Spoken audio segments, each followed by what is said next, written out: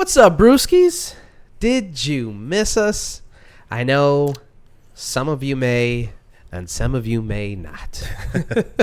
That's okay. That's fine. Because we're going to record anyway. Yeah. Because this is our show. Whether you like it or not. Whether you like it or not. My name is Marco Dupa, and that guy right there, that's Adam Obesius Rodriguez. Buddy. Tonight's brew is from Bronx Brewery. Mm-hmm. And it's Youse Can't Leave. You gotta say it right. Yeah, you gotta say it right. And Obi's gonna have a little bit more about that after the break. What's on tap for tonight? Well, Obi, I'll be talking a little bit about my trip to New York City the main reason why we haven't recorded in a while. That's right. Yeah. Then after that, we got ourselves a good heap of trailer trash.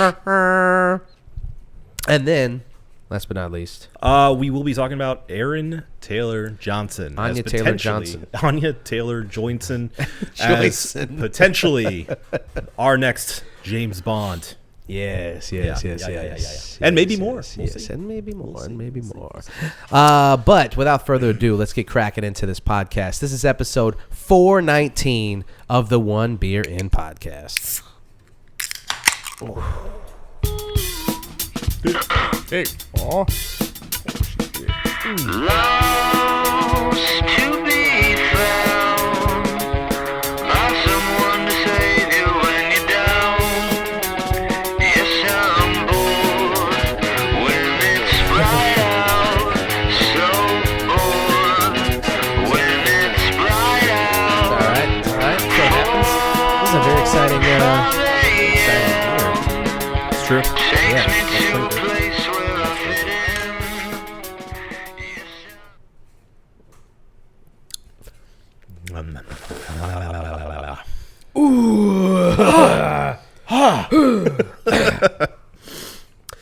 All right, this is the One Beer In podcast, the podcast where two brews crack open a brew, and we see where that one brew takes us. Obi, do you have a little bit more to say about said brew? I do. Unfortunately, it is not a cold read on the can. As big as this can is, they 19 ounces in this probably, guy. yeah, could probably fit it on here. But this is the Bronx Brewery. Now Youse Can't Leave. Double India Pale Ale. Coming in at a 10.1% ABV. I was able to look up on thebronxbrewery.com, and they have a full write-up on it. It goes as follows. Big hop and fruit aromas without the bitterness. Now Youse Can't Leave are captivating double IPA that demands your attention and refuses to be ignored. This is not your ordinary brew. It's an experience that will leave a lasting impression. Prepare to be greeted by a symphony of big hop and fruit aromas that envelope your senses, inviting you into a world of alluring flavors. This double IPA is a masterful balance of massive fruit hop flavor and solid malt character, creating a harmonious marriage that will keep you coming back for more. At a formidable 10.1% ABV, Now Youse Can't Leave commands respect and demands your full attention. Once you crack open a can of Now Youse Can't Leave, you'll be captivated by its allure, and walking away will be the last thing on your mind. Indulge in its complex flavors, embrace the boldness, and immerse yourself in an experience that transcends expectation. Wow. From the grain bill, there's Mutton's Maris Otter, Bries Pilsen, Bries White Wheat, Bries Oat Flakes, and Dextrose. I don't know what any of that means. I can't believe they put that in there. Yeah. Hop bill, expiration 07/27/270, Mandarina Bavaria, Huel Melon, Samba, Nugget. What did you call me? You heard me. Well, that's right, kids. All that and much more. I'm thirsty. The Now Youse Can't Leave. If you've seen A Bronx Tale, you'll get why that's awesome. You get it. Yeah. And if you haven't, what's wrong with you? Yeah, go watch it. Go watch the movie. It's a good movie. Sorry, not you. Everyone else. Everyone else. Not Sherry included. We'll watch it. We'll watch it sometime. Yeah, it's just a great movie.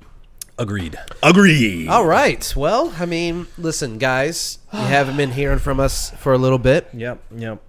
We took, they took a trip Yeah. And then we took a break because someone was sick from coming back, which is to be expected nowadays. It really feels like whenever you go on a trip, you just have to go.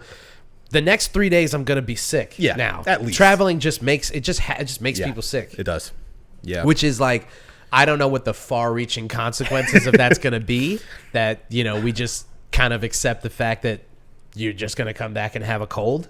I have a theory here. Okay, I'm hear me listening. out. I think because everyone obviously stayed indoors for a full year and a half, or most people did, and used way too much of the hand sanitizer and such. Our bodies are going to take at least, I'll give it 5 to 10 years to reacclimate to normal ass germs that are in airplanes and big cities. So I think we may get better at this eventually, but for now, I think no. though that we're too far gone from doing what we normally did. Because I'll tell you what, anytime that I travel, I'm masked up. At this point, I don't give a shit. I'm wearing a mask in the airport. Sure. Hand sanitizer. I'm not touching anything. I'm trying my damnedest to not be around other people. I'm very trying to quarantine away from that may have been our problem in the airport. We didn't mask up on the plane. Oh, but we did wipe everything down with wow, some good wipes. You know, good wipes. Some good wipes. good sanitary wipes. Dude wipes on it. They weren't dude wipes. We had dude wipes for our butts. Gender neutral wipes. Yeah. Person wipes. Person wipes. Yeah. Yeah. But I got sick first. Yeah. Technically. I got a cold. Yeah, which you said was allergies. Which, by the way, I have a bone to pick with you and everybody else who gets a cold and then they're like, it's just allergies. It's just allergies. Man. That doesn't happen when you get allergy. When your allergies listen, this is allergies acting up. I'm completely fine. Yeah. Completely fine. And my sinuses are a little swollen. Yeah. Because I have really bad allergies. Sure. I take allergy medicine Sure. all the time. Sure. I'm not coughing. I'm not sneezing. I don't Yeah. have a headache. I don't have any flu-like symptoms. Sure. Yeah. I don't even have a runny nose. Yeah. It's literally just a little bit of stuffed up pressure in in there. there, yeah. That's more than usual. Yeah. That's what happens. Yeah. Your eyes get a little watery, Itchy. get a little itchy. Yeah. That's what happens. You don't get a cold and then blame that on your on look. allergies. I gotta I'm so tell you. sick of you, and I'm so sick of everybody else Gotta who tell thinks you. that they can skate by So- on allergies. I wanted you over here last week when I was sick. And he said, no, it's just allergies. He said that yours was allergies too, or his. He's like, I'm fine. No, I said I'm fine. Sherry can go in the room and be sick, and it'll be fine. I was like, you're going to get Marco sick because... Anyway, sorry. Well, look. Well, what did you spit all over every surface? That's what I'm saying. It would have been fine. We have Lysol spray. Yeah, I would have just sprayed it down, Yeah. sprayed you down, sprayed down just this Yeah. barrier here. Right. It would have been fine. Close it off. but yes, to be fair, it was early on when we first got. It was literally, I think, the day after we got back that we went to go see Dune Messiah. I wish Dune Part 2. Yeah. And Stay tuned for our yes, one reel in on we that will, too. We will be doing that shortly. So I did. I wasn't sure, but what I did was I took a COVID test because I'm like, I don't want to get anybody sick with COVID. Yeah. I didn't have a fever. I wasn't feeling nauseous. I didn't have diarrhea. None of that stuff. That's it was good. just a head stuffiness, and I was like, diarrhea is good diarrhea. it's true. Could have just been, because I was in the plane for a few hours. Like I said, I had the vent directly blowing on my nose, and I dried out completely. But actually, I was thinking like, the air's filtered. Maybe that's going to help move the pathogens away from me. Yeah, all right. It just blew pathogens right into your face. It's my stupid face. Full face Yeah. of pathogens. And immediately I was like completely stuffed up. So that happened. it's just like yellow air. Just- yeah, and it was bad. And I still thought it was just allergies for the first 4 days. And then after that I'm like, it's not going away. yeah. And then Sherry got sick. And then she said, you probably have an ear infection. And I said, that's dumb. And then I went. So, cut to 2 weeks later. Yesterday, was it day before yesterday?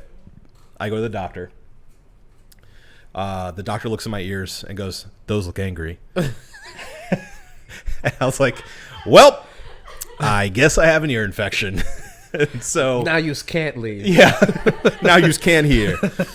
So I currently, it feels like I have an AirPod in this ear because I can't really hear out of it very well. Oh, but I'm on medication. Is that contagious? No. I know. I mean, unless I like. Even then, So even gross. then, it's fine. But yeah, I'm feeling better. On the mend. I'm on the mend. I'm almost 100%. I'm taking the meds. I double checked to make sure I could drink on them, and I can. There you go. Well, you're not going to get pregnant. That's true. Not at this rate. But anyway, all that to say, I went to New York and had a great time and brought back this bad boy right here. This bad boy right here. And now you just can't leave. And I got to say, it was refreshing to check out. Bless you. Stop that. Just talked about Yeah. this. We just talked Go about to your this. room. I'll just exit. Yeah. As I was saying, it was super refreshing to go to New York and have a full plethora of awesome breweries to like immediately envelop myself in. Because they were, every single one we went to 3. Every single one, incredible. Yeah. Knocked out of the park. All of them. For all pretty much the same reasons. First of all, the beer was incredible. Yeah. Secondly, the location was awesome. Okay. Thirdly, most of them had really good food. Yeah. So, I mean, it's like... Does every borough incredible. have like a namesake? Because this is Bronx. There's Brooklyn. Yeah. I mean, there's got to be. That's There's- too bad. I'd be surprised if there wasn't a Queens Brewing of some kind. Yeah, look it up. Research lady. Yeah. But anyway, What was the third one you went to? What was the 2 others? Okay, Bronx? so Bronx Brewery, Evil Twin All Brewing, right, great. and Grimm Artisanal Ales, which I'd never heard of before. Is it GRIMM? Yes. Okay, I've had some Grimm stuff. Yeah. That's cool. Yeah. That's what's up. Grimm makes good shit. Yeah.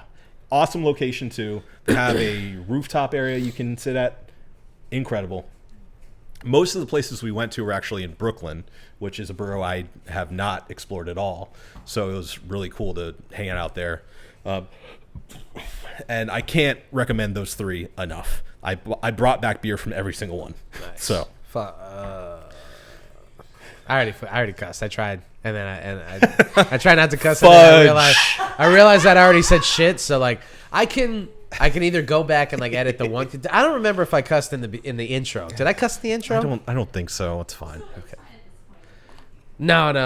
Well, yeah. I mean, it's 13 minutes in. Yeah, we're fine. Yeah. Fuck. We're adults here. We're adults here, damn it. But yeah, other than that, I knew that was gonna be so hard for me. yeah, I man. figured.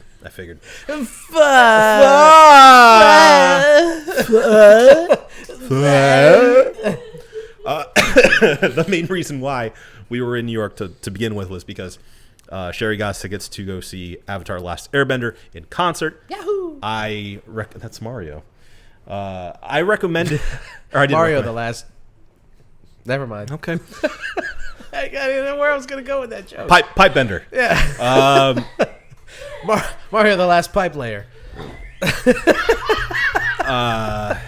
look at me like that. So we went for that, and I don't know. it was also in Brooklyn at this incredible historic theater called King's Theater, and it was awesome. It was arranged by Jeremy Zuckerman, the original composer. Is that one of your friends? And it was no, I wish. But it was cool because it was an all-female group and mostly people of color, which was pretty cool to see. That's cool. Yeah. And Sick. yeah. It was nice because Sherry and I caught up on the cartoon. Was before the show, so. was the all female led orchestra, was that on purpose? Was that like is that like a thing, or That's did just it what they happen are. to be? Oh, okay. Yeah, I think what they do, from what I correct me if I'm wrong, Sherry. I think what they do is at these events they get like a local orchestra to do it, and the one that was there is an all-female, mostly person of color orchestra. Yeah. Only reason I'm asking is I'm like, is it an organization that is putting them in better positions, or did it just happen by happenstance to be They're intentional. This orchestra, it's called the Sinfonia, the The Symphonia? and they choose to have mostly women and therefore women of color in their. No, other way around. All women, mostly women of color. Yeah. And Yeah. So that's intentional. Yeah. But Okay. Adam had it right where they Avatar concert when they tour, they use local orchestras to play. They don't have one tour. It's not a touring orchestra. It's wherever they're at, they choose an orchestra, and they chose this orchestra. Gotcha. Okay, yeah, cool, in New York. cool, cool, yeah, cool. it was awesome. It was, Very it was cool. really, really cool. They had Ladies. They had two people that Getting it done. two Yeah. women get it done. They had that's enough. Get it done, yeah. That's enough. I love when women get it done. They had two. Yeah. They had two performers who weren't part of the orchestra that did traditional. Huh? Sorry. What? I said tag them, like clip that. yeah. I just said him that. I love when women get it done, yeah. Women get it done, yeah. Ooh, yeah. It's like Elizabeth when she's outside the ring. She watches my back, yeah. And women do that for me all the time. I see a woman on the street and I say, oh, yeah. You get it done. She's really getting it done. See that outfit? It's not for me. That's for her. She just wants to look good in the streets, yeah. She wants to look good, yeah. And that's for her own self-esteem, and I'm proud of her. You look confident, yeah. Yo, you look confident. You're really wearing that dress like you're doing it a favor, yeah. And that's not a line. That's not a line. Ooh, that's not a line. It's not a lie. Very, That's not. Yeah, very it easy starts transition. to get into it. It's not a line. It's not a line. It's not a line. I would never say that to a woman. I would never say that. Although it is the truth. You're really wearing that dress like you're doing it a favor. Is that a Trump dress? It should be. All right, let's move on. Thanks. What I was trying to say. Yeah, sorry. I apologize. There were two people. I don't know why I sunk into that and then had to. I like, apologize. Yeah, it's fine. It's fine. I understand. They had two performers outside of the orchestra that did traditional Asian instruments. And that especially was really cool to see because I'd never seen those instruments performed in person. Yeah. You know, like the flute thing that goes like, yeah, that thing. That's cool. It's really cool. Yeah. Yeah. Like you wobble it. It's Yeah. strange. What did they do the guitar that? Of course. That, Of oh, course. that's so Yeah. sick. And the tall one that has like just a couple of strings and goes, bow, bow. Yeah. That guy, you know? Yeah. There's a lot of that in Sherry knows what I'm Avatar, so talking that about. that's Yeah. cool. And they had two vocalists going. Fuck yeah, dude. Oh, so wait, did they?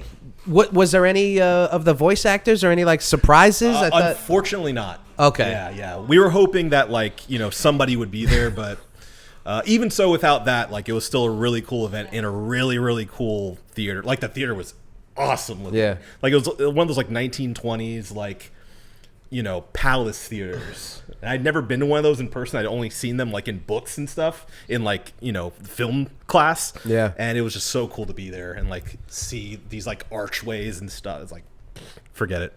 Awesome. But anyway, yeah, all that to say, had an amazing time, and I didn't come back empty-handed, my friend.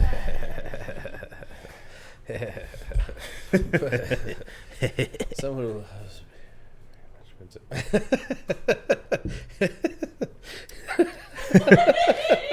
What does it say? You guys see that? Someone who loves me, and it's crossed out and says beer. Someone who loves beer very much went to Bronx Brewery and got me this, and it says shirt, and then the R is crossed out, and it's got me this shit. And it also says, "Yer." This is awesome. Yeah, Thank you, man. of course. Please I wear appreciate it this. with pride. I will. Dude, I'm seeing a lot of people use this new company, Comfort Colors. I shouldn't Colors. say if it's new or not. I don't Yeah. know. But these shirts, High quality. high quality, shirt. super comfortable. Yeah. T-shirts are Oh, sick. Yeah. Yep. Yeah. This is Agreed. this is sick. Agreed. Marco would like that shirt. Yeah. And you were right. It's true. Because Marco does like this shirt. I will say I didn't go to the Bronx brewery in the Bronx. We went to the one in the city. So How does that work? they have 3 locations, I think, now. They've kind of expanded a bit. I heard about them when they were back only in the Bronx, but I never was able to go to it because the Bronx is all the way the hell up north. Yeah. But we found out just on happenstance because I was searching like breweries near me when we were out, and that they have a location in the city that has, I think, 3 levels downstairs, like 3 basements. No shit. With like arcade games and a full burger joint within it. So yeah, it Good is- burgers? We didn't have the burgers, but they looked incredible. We had the fries, which I can say are. How do they compare to Burger King's fries? Did you say you liked Burger King fries? Yes. What's the matter with you? I don't want to get into it. All right, we'll get into it later, don't but wanna that's get just into it. something that Yeah, stand by it. Oof. I almost broke up with you. Yeah. Think about that. Yeah. Well, you gotta love all of me, baby. Oof. It's gonna be hard if you like Burger King fries. We're gonna talk about this in couples counseling. Dude, that should be the first. Oh my God, it would be so funny if you bring that up in couples counseling. Like the first thing you sit down and like, listen, everything's been going really well. We're having a good time, but there are just a couple of things that we need to maybe iron out. Yeah. Maybe maybe a boundary crossed. I don't know. I don't know the language. Maybe you can help me out with this, but. Have you heard of Burger King? Worst fries, right? Worst fries. That's what. Yeah, get their opinion first and be like, "What's?" This is a personal question. Yeah. Worst fries, Burger King, right? You don't have to answer if that's too personal. I want to keep this professional. But just this is apropos to what is We'll about to agree. happen. McDonald's fries are really good, right? Like we can have that base level, that baseline, right? Okay. Yeah. Hey, I went to Five Guys today actually, and I'll say this: Yeah. burger's still top notch. Yeah. Fries were a little lacking this time. Did you get the regular fries or the Cajun? Never get the regular fries. Okay, good. If I ever get the regular fries, then There's something wrong. Exactly. Someone has. It's a cry for help. It's a body snatchers thing. Yeah. Somebody Yeah. is like, I'm not. That's myself. not Marco anymore. Yeah. I'll never get the regular fries. I did get them once, and that's why I know to never get them. They're okay. Yeah. But they're not. I mean, the Cajun fries is just. Well, I think that the issue with Five Guys, you're right. The burgers are top notch. Again, I'll say it again. I'll say it again. Maybe my favorite, Fast casual burger. fast casual burger chain burger. Yeah. Burger chain burger. Burger chain burger. The fries, I think, are a symptom of, quantity over quality. Yeah. Yeah. Yeah. Because I think, I will say, I'm never dissatisfied by them. I always leave it satisfied. Yeah. But I don't think they ever completely wow me, Yeah. which is fine because the burgers wow me. Yeah. So I don't really flinch at it too much. And they give you the whole bag of it, and you spend $1 million on it, so you're like, but it's fine. It's, I can rock with that opinion. Yeah. I'm okay with it. Like I'm fine with it. I don't dislike them. Yeah. Yeah. I can rock And you with get a that. lot of them. Yeah. So and that's the thing. I think people always say that. I think it's wrong to say that Five Guys is overpriced. I do think it's expensive. it is expensive. Yeah. I don't think it's overpriced because they give you a garbage bag full of fries. True. And I think that the burgers is top notch. It's high quality. I think it's I'm right there with you. I think it's the best of the burger chain burger, like the or mid-tier burger chain burgers. Sure. So out of like BurgerFi, Shake Shack, all of them. Yeah. It's the best burger, and then again, you get so much food. I took home the fries. I probably won't eat them, but there's so much left. Sure. So Yeah. I do think that it's Throw them in the air fryer. Yeah. It's okay. Yeah. It's okay. They wake up. Yeah. That's good. And actually, I think they turn out a little bit better because you get them crispy instead of they get a little soggy. And you crisp them up. you can kind of throw a little bit of olive oil on them and do kind of whatever you want with them after that. Toss them in something else. Yeah. Just add to the flavor. Yeah. Put a little. Let's see. Ooh. Put malt vinegar. I do like malt dances vinegar on my across the chips. lips. Yeah. Yes. Yeah, malt vinegar, and they have malt vinegar at Five Guys, so they know malt vinegar works with fries. They know. Especially a slightly thicker cut like theirs are. Yeah. You can't really do malt vinegar on like a shoestring. Yeah. You can't do it on like the McDonald's fries. Shoestrings are so Doesn't work. stupid. I just don't- don't get yeah, people who are like, I love shoestring fries. You like shoestring fries? I love shoestring fries. It's so good. I don't want a fry. They're so bad. No, shoestring. We're gonna rank fry. We should style. do like a whole thing. We'll do it. Yeah. Yeah. We'll do it. We'll do it on a show. Anyway. Anything else to add for your from your New York trip? No. Just thank you, Jamie, for having us. Thank you, New York, for having us. We will be back soon to go to yet another animated, cartoon-related show. Yeah. We're going to see Joe. Yeah, what's the next one? Joe Isaishi in July. So, should be a good time. Great. Yeah. Great. Huh? It's near my birthday? You guys are leaving for my birthday? What? It's on the 11th. My birthday's the 15th. You're not going to be back by the 15th? Oh, okay. I don't care. Somebody forgot your birthday. Wow. Yeah, but very clearly. How dare you? Yeah, it was you planning stuff on my birthday. Yeah. What's wrong with you? I wouldn't let that happen, baby. Yeah, I know that. wouldn't I let know that that. happen. Oh, I know. I don't even. Joe who? Joe who? Joe Schmo? Studio Jib what?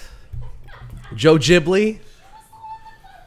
Joe Glibbly? New York Sit what? Yeah, I don't even Who? know these people. What? Huh? No. I'm going to Marco's birthday That's instead. right. That's right. That's right. It's the only event I have in July. The 4th of It's all America's about birthday? me, baby. What? Oh, No. it's Marco's birthday, not America's birthday. My mom's birthday that month too? Mine. My birthday. Yeah. But anyway, yeah, it was a great time. I will say, this is gonna be such an elitist thing for me. I'm trying to bite my tongue right now, but I'm not gonna. Tokyo, it messed New York City up for me a little bit. It messed it up for me a little bit. Okay. The now, sheen has worn off. frequent travelers. Now we have opinions on different cities now. Look. I love New York City. Spoken from the ivory tower of Orlando, Florida.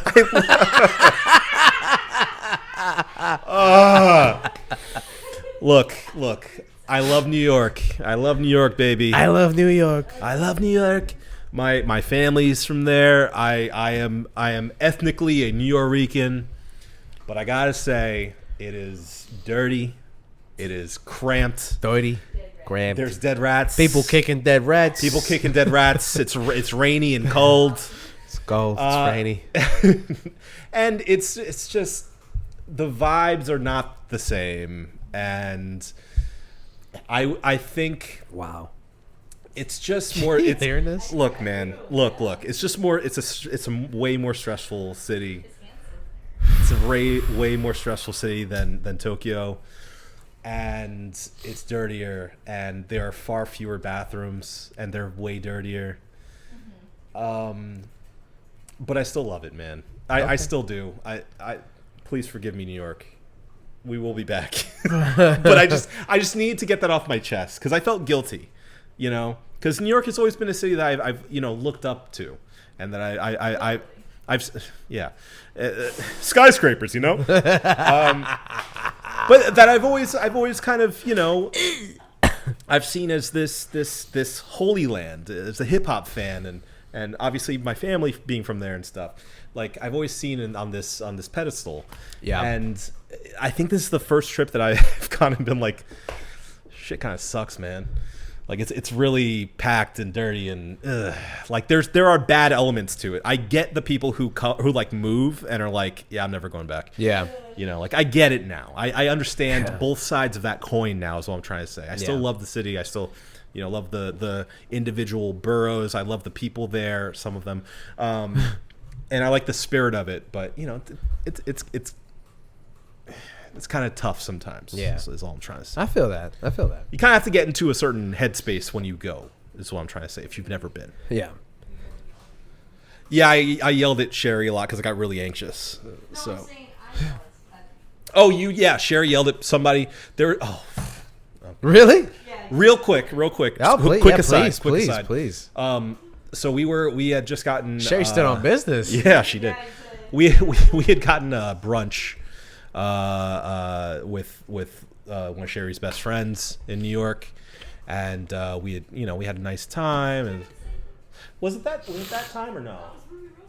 Oh, that's right. It was the first day. It was the first day we were there. It was like hours after we got there. We went straight to Ruby Rosa, one of the best restaurants in the city. Sue me. So we immediately, like with our bags and everything, go directly to Ruby Rosa. We have a nice lunch. We had a lunch. We had a lunch there. We had a lunch. They do lunch. We had a lunch. We get out of there and we're we order the Uber. And as we're waiting, we're just, talking, and across the street from us, there's a guy walking a little wiener dog, a hairy wiener dog. Okay. My favorite kind. Yeah, so I love a hairy wiener. And this I guess this couple of I think they were like late teenagers, maybe like early 20s, are walking the opposite way, and this girl is like talking to her boyfriend, I'm assuming her boyfriend, and like stumbles and trips on the leash because she's not looking at where she's going, and does like a two-step on the dog. Oh shit! And the dog's like, ah! and the owner is grabs him, and the owner's probably in his 30s or something. He grabs him, sits down and kind of grabs him. It's like, are you okay? And the dog yelped and everything, and we're like, oh my god, what happened? And we look, and this couple just keeps walking. What? And the girl is laughing about it. She's laughing about it, and they just walk off like two assholes. And Sherry, and Sherry goes, "Did you see that? Did you see that? Good job, asshole!" Hell yeah! Yeah. Hell yeah! And it was I was looking at them and yelling at them because I wanted them to know that they were assholes. Yeah. I did not hesitate. There you go. Yeah. And this old guy, I wasn't ever to New York. this old veteran came out of a gym. He's probably in his 60s, 70s, and Close to death. he goes, "Oof. It happens more often than you think." Why did he? he goes, the other day, this little old lady. It was like an NPC interaction. It's out of nowhere. Yeah. He just locked you clicked on us. it and then, hey, happens all the time. Yeah. Let me tell you something. He goes, the other day, this little old lady, she was walking her little dog. Oh no. Unskippable cutscene? Yeah. This guy wasn't looking, probably on his phone too. Steps right on the dog, kills it. What? We He thought killed a dog. we thought she was about to go too. And then we're like, wow, that sucks. Oh my god. And he goes, yeah, people on their cell phones, and Just so you see when the lips coming. yeah, and she's and Sherry's like, yeah, people have to pay more attention, right? And he's like, I can't lie, I do the same. It's like playing devil's advocate. Yeah. I love this guy. Yeah. And he's like, hey, it's unrealistic to not be on your phone. Yeah. It's 2024. What are you gonna do? And then there was a pause, and then we're like, all right, have a nice day. And he goes, yeah, I used to. And he goes back into the gym. He popped out just to give you Yeah, that little yeah. anecdote. Yeah, Did he have gloves on? Yeah, actually, he did. he looks like He did. What do you call Yeah. I only knew he was a veteran because he was packing something in his car and it had all like the veteran stickers thing. I think he had a veteran hat too. Yeah. So I was like, all right, man. Hey, that's cool, man. Dogs die. What are you gonna do? Yeah. They're dogs. Happens every day You in the just city. get another one. You know. It's sad. It's sad. I love my dog. I love him. I'll say, never saw a dog get stepped on in Japan. That. Yeah. How many stray dogs are there in Japan? I haven't seen any.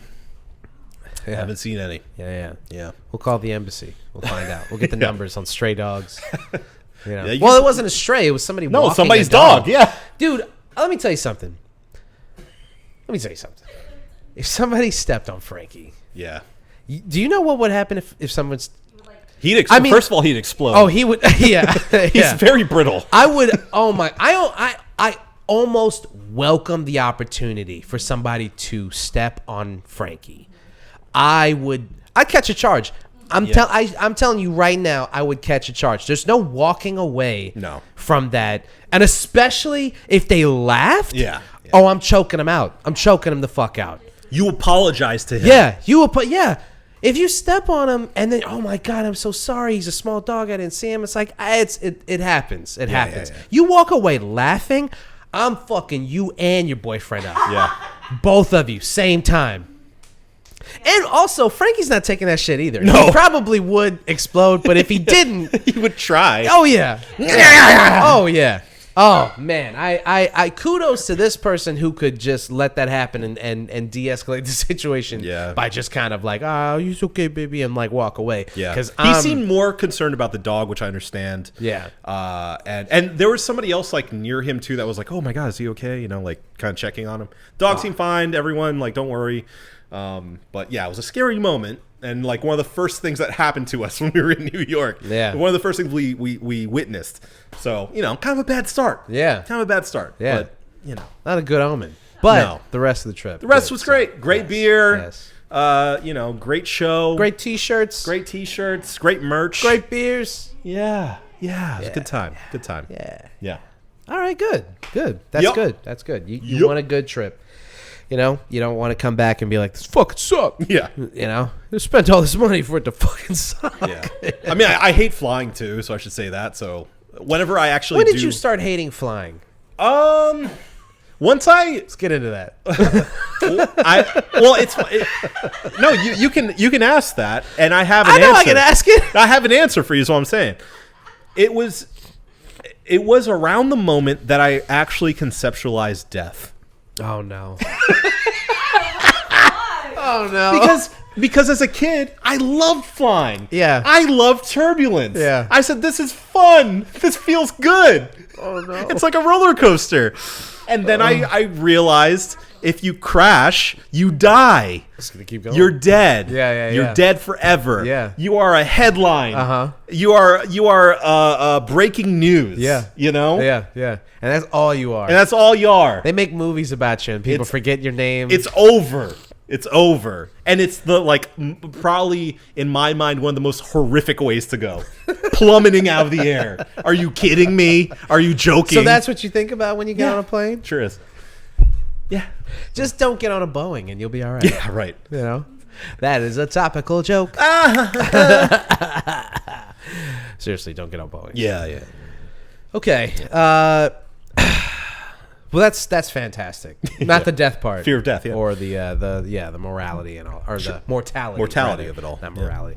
But yeah, no, that's great. That's great. Thank you. Sounds like a good trip. Happy you guys get to do it. You know, you guys are traveling more. That's We are fun. traveling you more. should continue to do that. Yes. You know? We have no children. Yeah, exactly. Yeah. And since you don't, this is the perfect time. The money goes to into keep doing this. doing Japan, stuff, yeah. New York. Yeah. You know, go to the West Coast. Pick a West Coast trip. You know. We should go to California. Yeah, you should do a West Coast trip for sure. California. Yeah, California. Nicole's in Arizona. Yeah, We can go to Arizona. We go check out a Nicole. desert. You don't want to go to Arizona? By the time I get to Arizona, Tuscan. yeah, Tuscan. Tucson, Arizona. my uncle lives in Las Vegas. We can go. You know, fuck with him. Vegas is fun for, like, go 2 do days. some Vegas stuff. Yeah. I didn't know this, and I was told this. And maybe you guys can fact check this. Maybe, Oh, okay.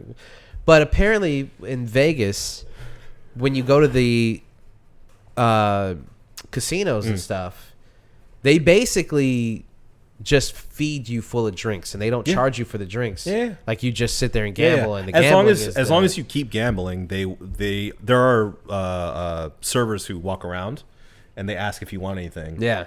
I mean, you have to tip them. That's the thing. Right, of course. But yeah, they'll get you what you want. That's crazy. Yeah. I mean, it's not like it's like bottom shelf stuff, but you know, Still. it's fine. Yeah. Still, I mean, if you're not paying for it, Well, because who are you to be like, this isn't the best Yeah. liquor? Like, Well, it's because the maths, you know, like Yeah. you will spend more gambling in 5 minutes than you would, you know, drinking for an hour. you think they're just keeping an eye? What if I'm just standing in the middle of the room? No, just waiting you gotta to be served? you gotta be like at a machine. You gotta be at a table. You gotta be doing, you know, actively. And if you playing. just sit and you can't just sit and be like, I just need to I just need to take a seat real quick. No. And I'm like, yeah, no, sure, yeah. Don't worry about playing. Just sit unless there's a table in front of you, you can't sit and expect a drink. there. I have at some least. people come into the bar and they're just like, I just needed to sit, and I'm like, All I right, don't know man. why you think that it's okay to just walk into a place of business and be like, I just need to sit. If you don't get your punk ass out the bar. Yeah. Some people use the bathroom. They're like, we just came in for the bathroom, and I'm like, why do you think that that's okay? I mean, we let them use it. We're not like those Sure. kinds of businesses that are like, this Must is for buy. customers only. Yeah. Yeah. We don't care about that. But at the same time, in the back of my mind, I'm like, Also, why admit it? right, Just do it. Just do it. Just go if you're gonna go. Yeah. You know. I think because they want to avoid the confrontation of me being like, hey, what are you doing here? So they're like, hey, just need to use the bathroom. Is that okay? And I'm like, yeah, come on in. But in my mind, I'm like, you piece of shit. Yeah. Go somewhere else. Sure. You passed a gas station to come into the bar. It's true. It's because they know the bar has a cleaner bathroom. They hope so anyway. Listen, we keep our bathroom clean as fuck. Yeah. You know, we pride ourselves on the cleanliness of the bathroom. Sure. But there are other places that, you know. Oh yeah. Oh well.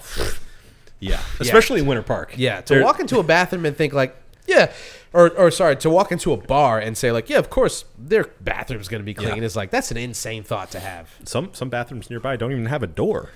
Right. Exactly. We can tell all the people about that. All right. Let's move it on along. Okay. Let's move All this right. train. Let's move this train because there's well, not this train. There's a whole mess of semi trucks that are pulling A convoy. trailer trash. Trailer trash. We got ourselves a couple of big ones, a couple of highly anticipated trailers. So let's start with not the Acolyte. Okay. What was the other one? that we Alien watched? Romulus. Alien Romulus. Yeah. And wait, there was another one we talked about. What was The other Crow. one? The Crow. Remake. Okay. All right. Let's Yeah. talk. Let's talk Romulus first. Okay. That was a teaser. Sure. Yeah. Our first teaser of Alien Romulus, which is directed by Fede Alvarez, who's known for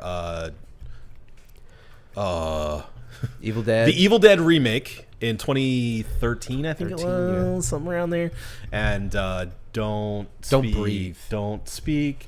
You don't know just what you're feeling. Yes, Don't Breathe.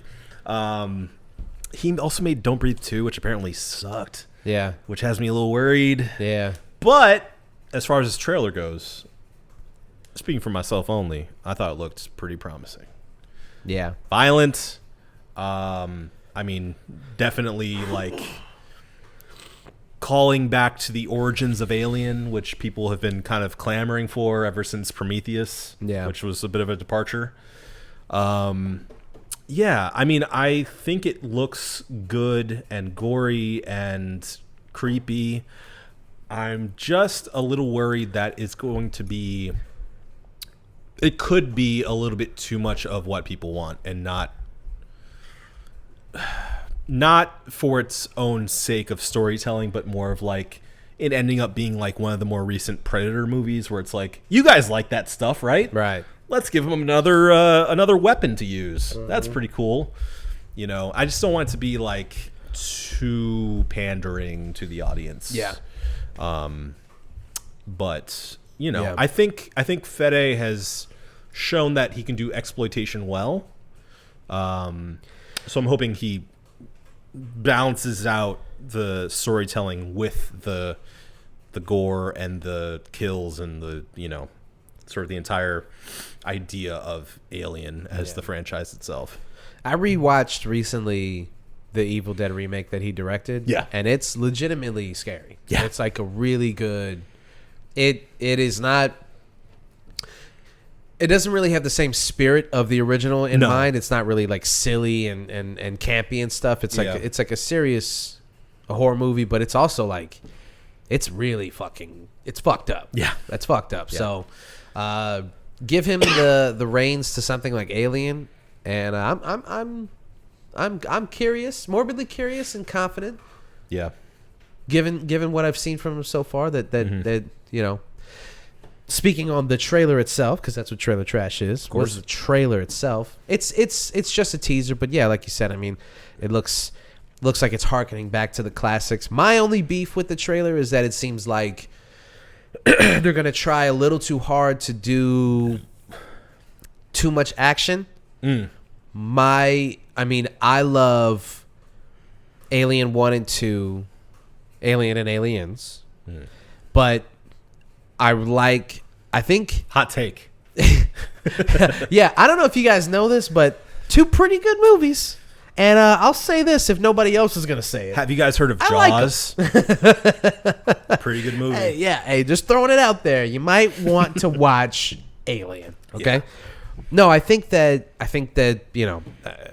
everything that could be said about these movies has already been said. So I'll just say that we've gone really far away from the first movie, the spirit of the first movie being like almost like a creepy slasher film. Yeah. But the killer is this alien that's stalking them on this space. ship, right?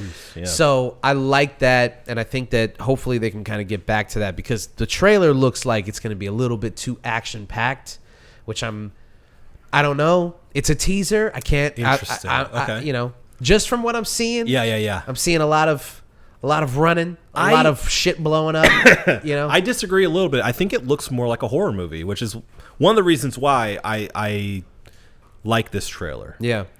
Is because it does look more like it's staged as a horror movie, which we haven't had since Alien 1. Yeah. The original Alien. Right. Like someone Prometheus is not a horror movie. No, it's an interesting movie. It's a sci-fi movie. Neither is Covenant. I consider that more of a sci-fi movie.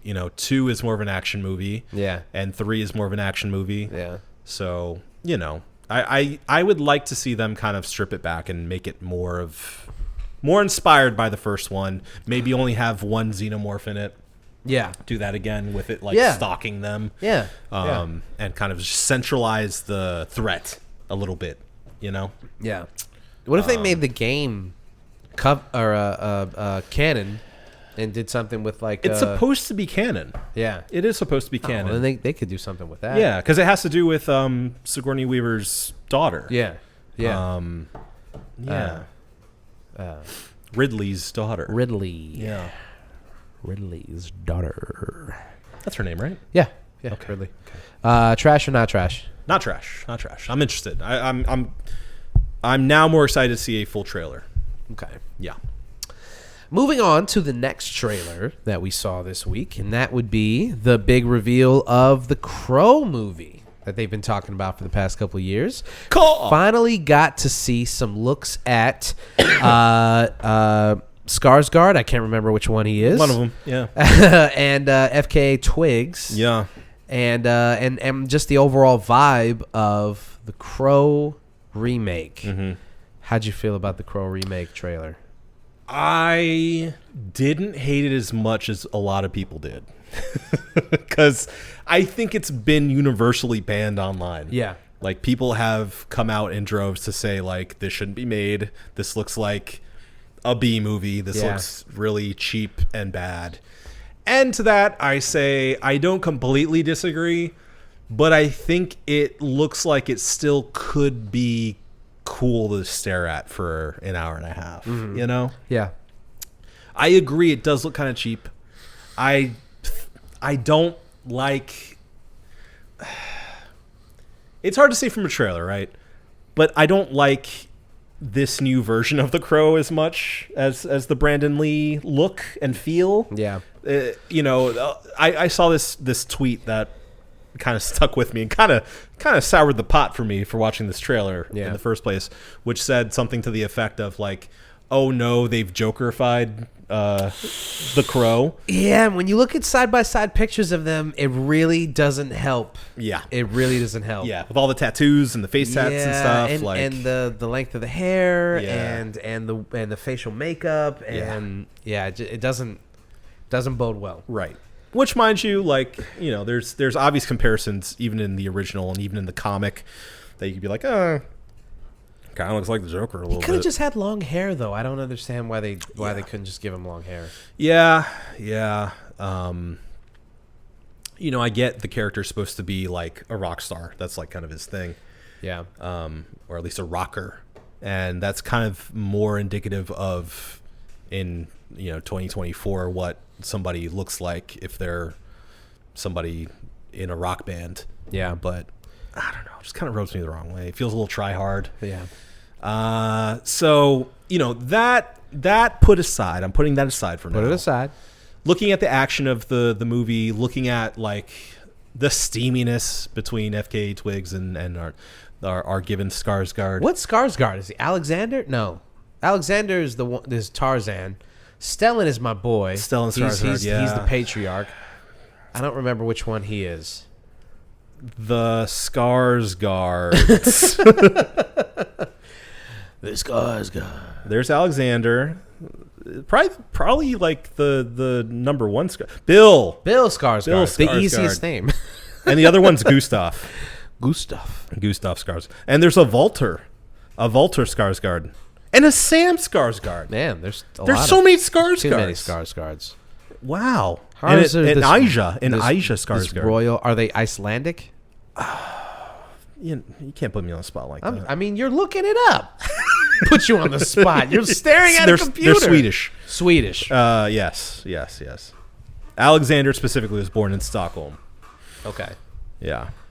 So, Nepo babies. They're all Nepo babies.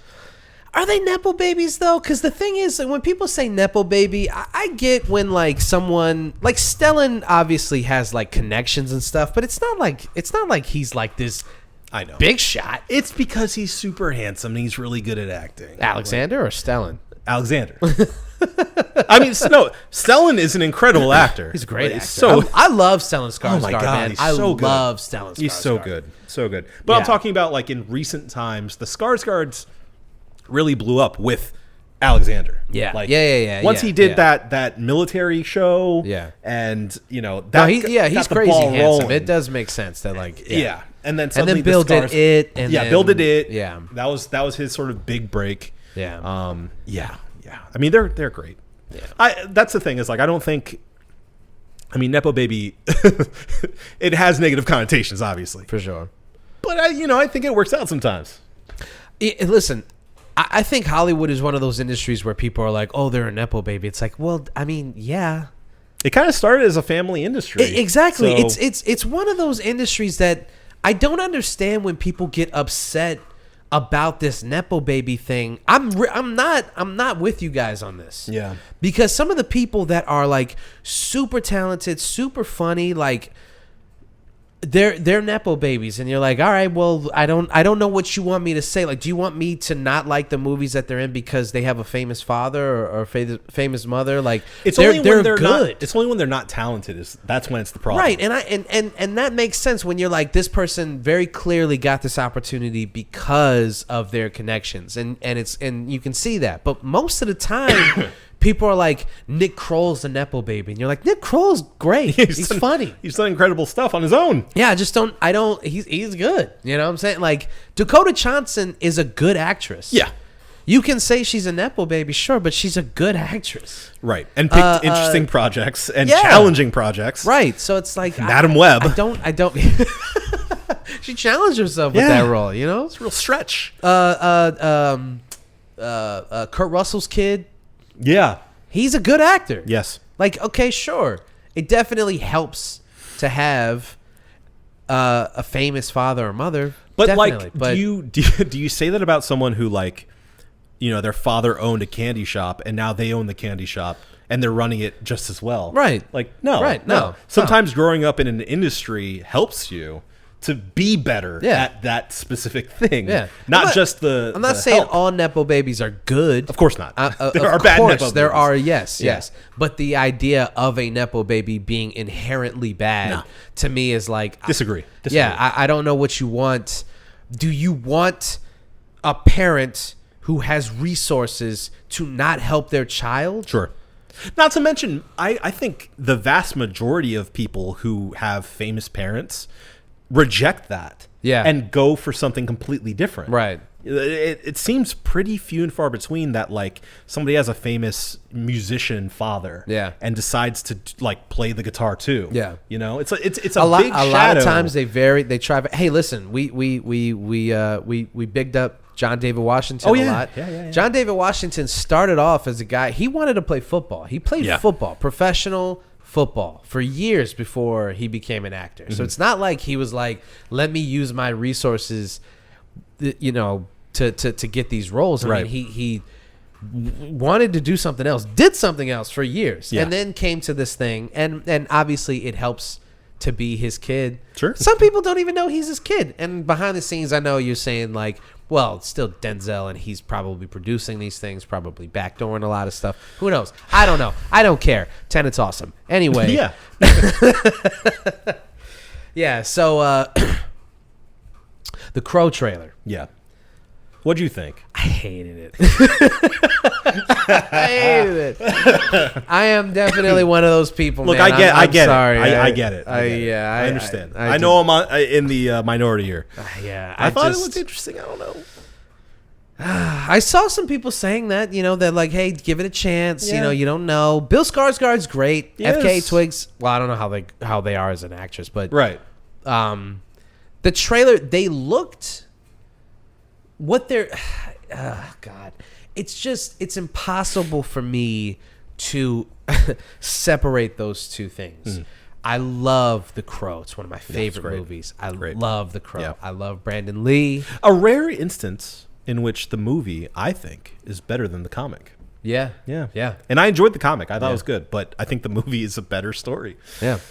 And you watch The Crow, and I don't know who the director was and who the cinematographer was and everything, but it is a very insulated, like fully formed thing that they're doing. The city looks it's very Tim Burton Batman 89. Yeah. Exactly. Very gothic, very weird. Had to very, be inspired by it, right? Had to be. Yeah. Had to be. And it's awesome. It looks the city, the perpetual rain, the mood of the city, everything about it is like it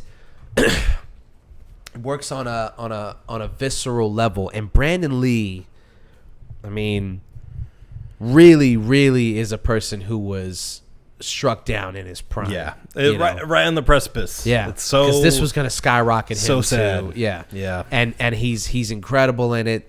The movie is, gothic and weird and hyper violent. Like the original is just such a good movie that I'm watching this trailer and I'm just like, it's just really, and I know that's unfair to everybody who worked on this new one, but it's just hard for me. I will try to watch this movie with open eyes, but it's very hard for me to separate those two things because I love that. I love the OG so much. Yeah.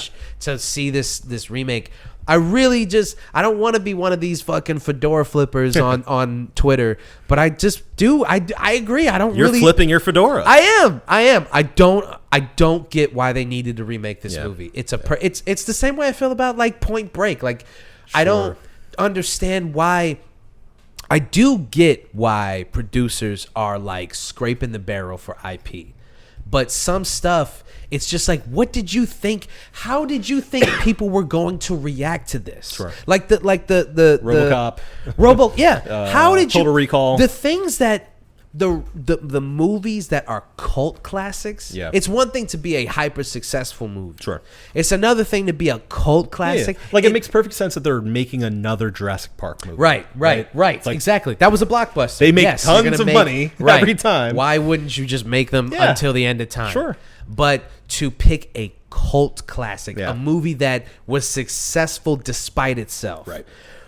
You are now contending with these people who are like who hold that shit like to their chest. It's the thing we're talking about like politicians and people who consolidate their fan base, for lack of a better term, and it just becomes a more fervent yes fan base. Yes, exactly. That's what a cult Exactly. movie does. Right. Is it's smaller than a blockbuster, Right. obviously, but so into it that they're getting tattoos, they're Right. naming their kids after Exactly. characters, Exactly. and all of that, and making fanfic, Yes. like all this Yes. stuff. And then you want to turn around and say, what if we put another two people in there? Like, you don't think people are going to be like, go fuck yourself.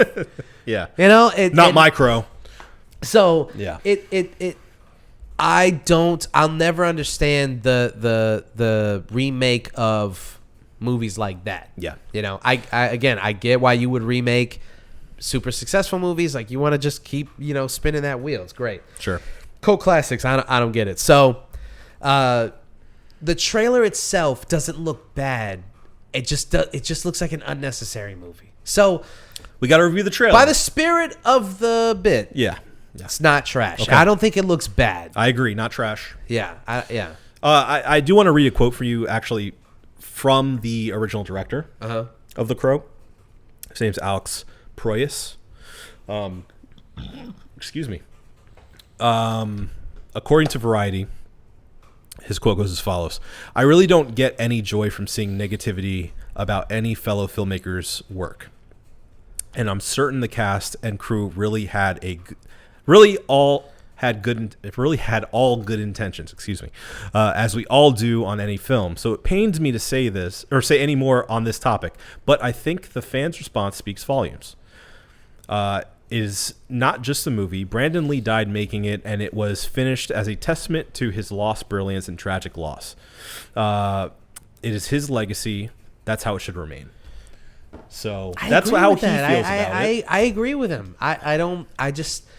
Not only is the movie brilliant, but it really is. It's the final movie that he made, and it's such a tragic thing that, like, it's strange to take up that mantle and just be like, yeah, we're just gonna do that again, and I don't know. It just seems like a weird thing to even remake, because the other thing is, it's not like The Crow is like super popular. No. Who are you selling this to other than people who already are fans of the original movie who are going to reject it?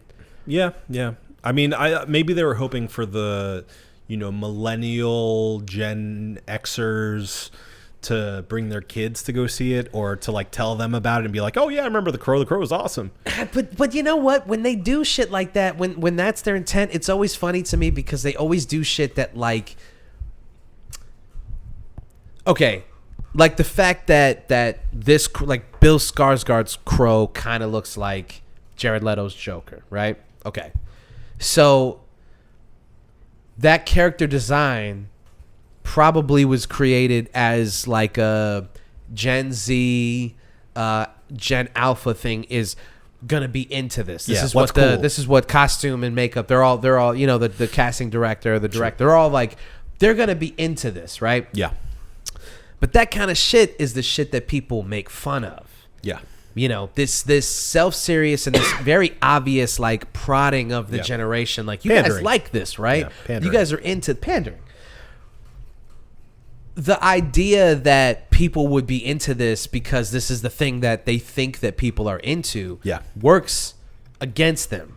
If they had made this movie and done something like a closer one-to-one remake, like if it was a little more gothic, a little more like out of the realm of this generation, where they would have to go, oh, that's what people dress like in the early 90s, like early 90s goths, The Cure and like Bauhaus and all that shit. They dress like that, and that was a real culture. Nobody actually dresses like Jared Leto's Joker. No. The people who do, they get shitted on. Nobody actually looks at those people and say that they're sexy. Well, because they do because of Jared Leto's Joker. Jared Leto is sexy to people. I mean, now I don't know. Well, I mean, he's got a cult. He has a cult. That's why he's not sexy to a lot of people. He's sexy to the people in his cult. I guess so. Yeah. I saw this video of him performing like 30 Seconds to Mars stuff. Yeah. And like to a stadium. Wow. I had no idea that 30 Seconds to Mars was still that pull. popular. I had no idea, but they were like, you know, he's doing that thing where he bury me. Yeah, exactly. And he kind of pulls the mic away, and you hear the rest of the crowd do it, and you're like, they actually know the words to this? A stadium full of people know this shit? That's a stadium full of people who would join his cult in a fucking millisecond. Right, you know what I'm saying? All right. Underestimated my man. I think so. Yeah. Okay. All right, last trailer. Yep. The Acolyte. Yeah. Disney Plus's newest original Star Wars TV show. 100 years before Phantom Menace. Yeah. Right? Yeah. This is like Knights of the Old Republic stuff. Just super cool that they've gone back and done like... We must go back. Yeah. So, I'll start on this one. Okay.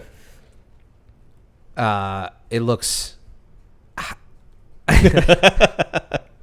Wait, hold that thought. Can I freshen you up? Yes, please. Okay, Let okay. me fresh this. You can get into your spiel. Okay, I'll get into my spiel. Okay, listen.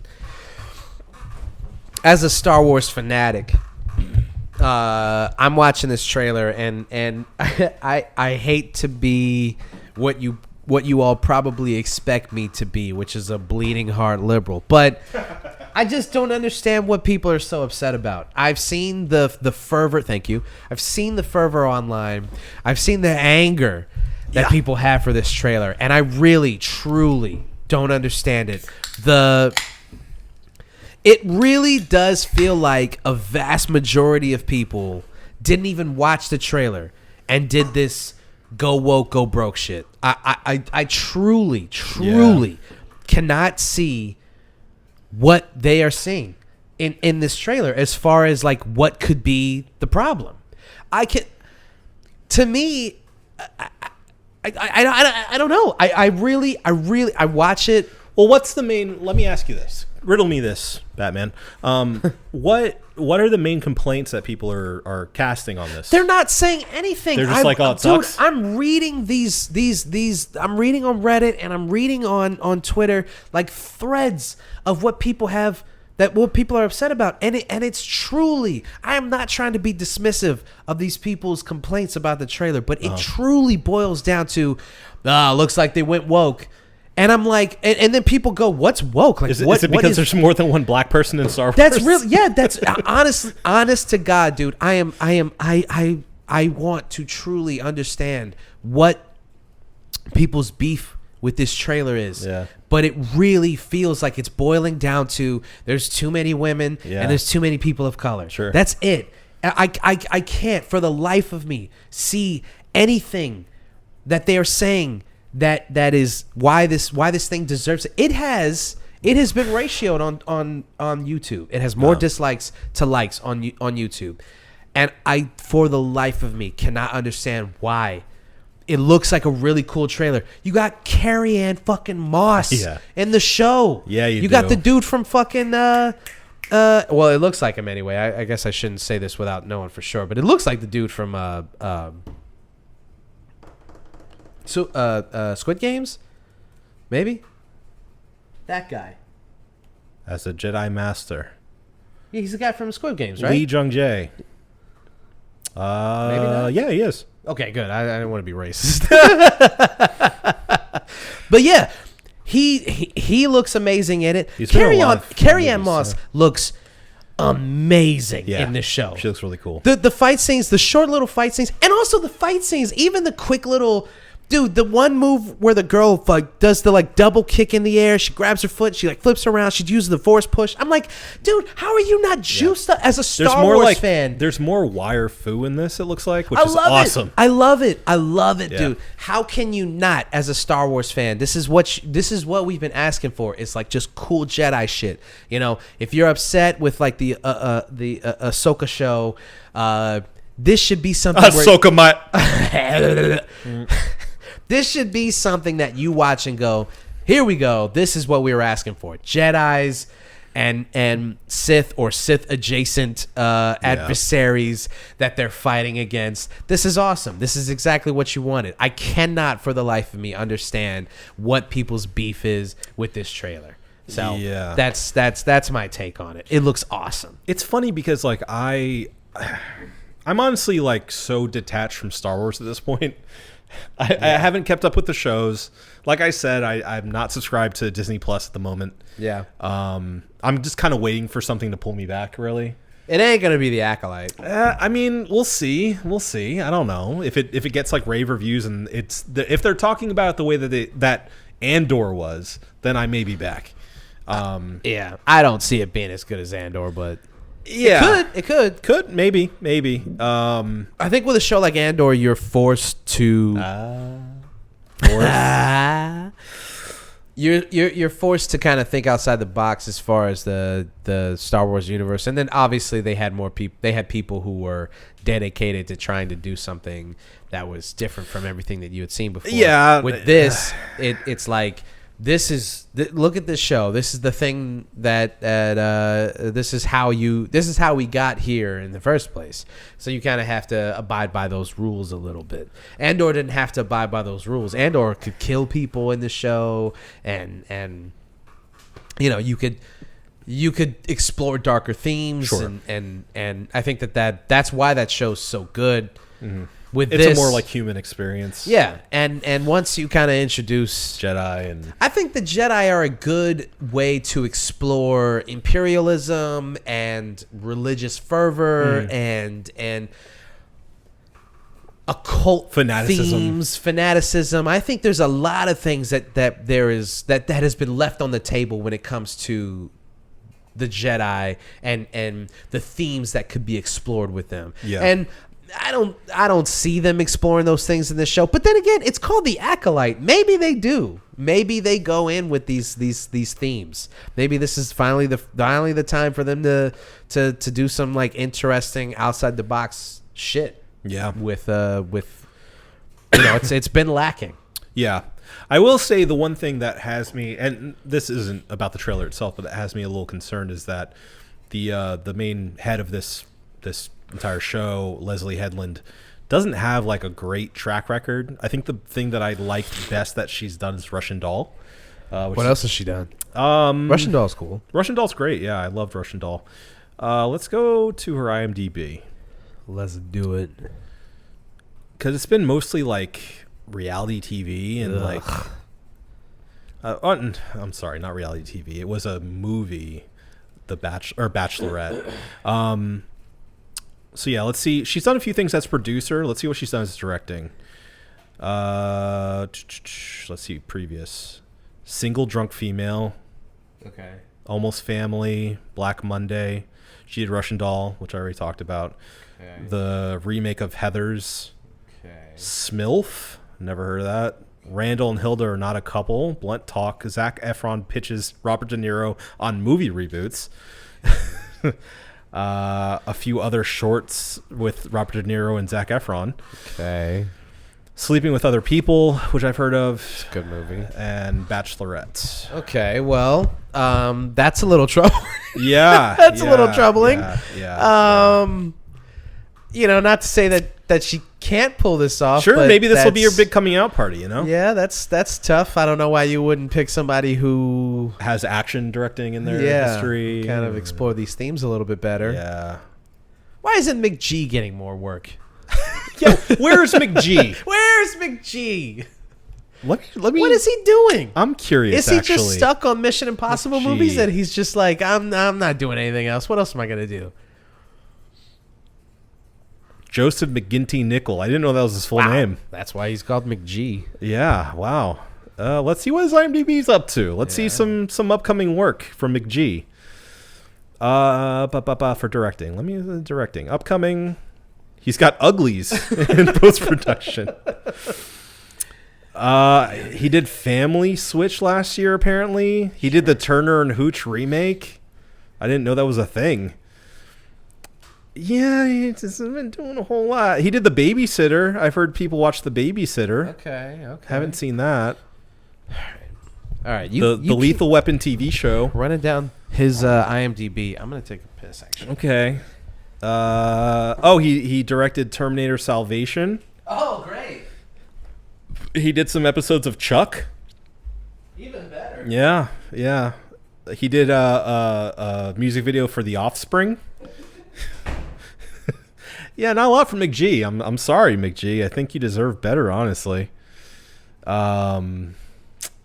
Yeah, I don't know. I mean, for me, The Acolyte, the trailer itself looked pretty cool. I'm not really familiar with this era of Star Wars. It's kind of like I never played the Knights of the Old Republic games, but I'm curious. I mean, kind of for that reason, because I don't really know much about this time period of Star Wars. So it does feel a little bit fresh. I do think it's limiting that, like, it's a story from before the time period that we're used to. So we kind of, there's limits to what they can do with it because we know where things end up eventually. So it's kind of hard for them to do something really exciting or interesting unless, like, we presume like this story's never been unearthed in the universe of Star Wars up until, you know, the latest trilogy. So that's one thing I'm a little concerned about as far as storytelling wise, but I mean, otherwise, yeah, I mean, I see a lot of Jedi, some cool action, and that's kind of all I need for me to call this not trash, personally. So yeah, not trash for me. Not trash for me, also. Yeah. We'll see, though. Yeah. I think people kind of already made up their minds about this. So. Yeah, but for, you know, stupid reasons. For bad reasons, yeah. So, what are you going to do?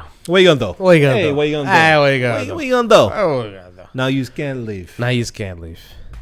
There's one thing that people have not made up their minds about because they don't even really know.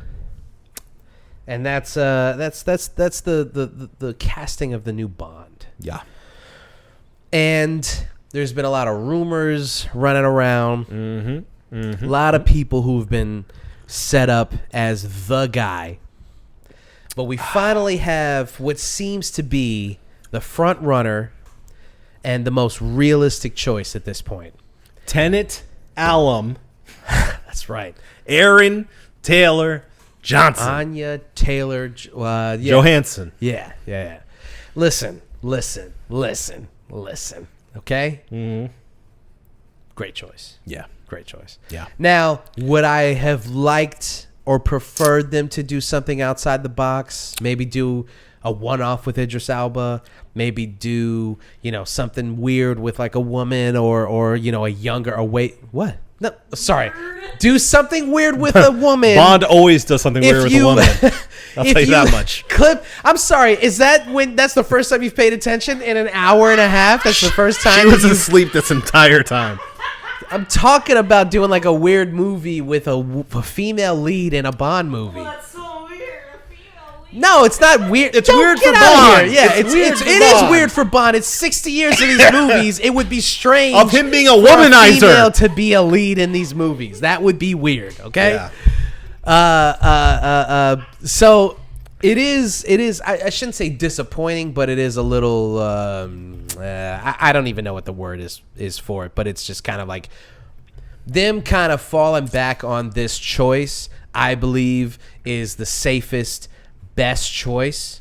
I think he's a great actor. Yeah. I think he's got the look. He's good in action. Good in action. He's Good already good proven action that. actor, yeah. Shred City. Oh, You know, good-looking guy. Yeah. He's got the charisma to be a Bond. If you've watched Tenet or if you've watched Bullet Train, you know that he's got like the charisma to be a Bond. Yeah. So, I mean, if this is the direction that they're truly going in, I'm down.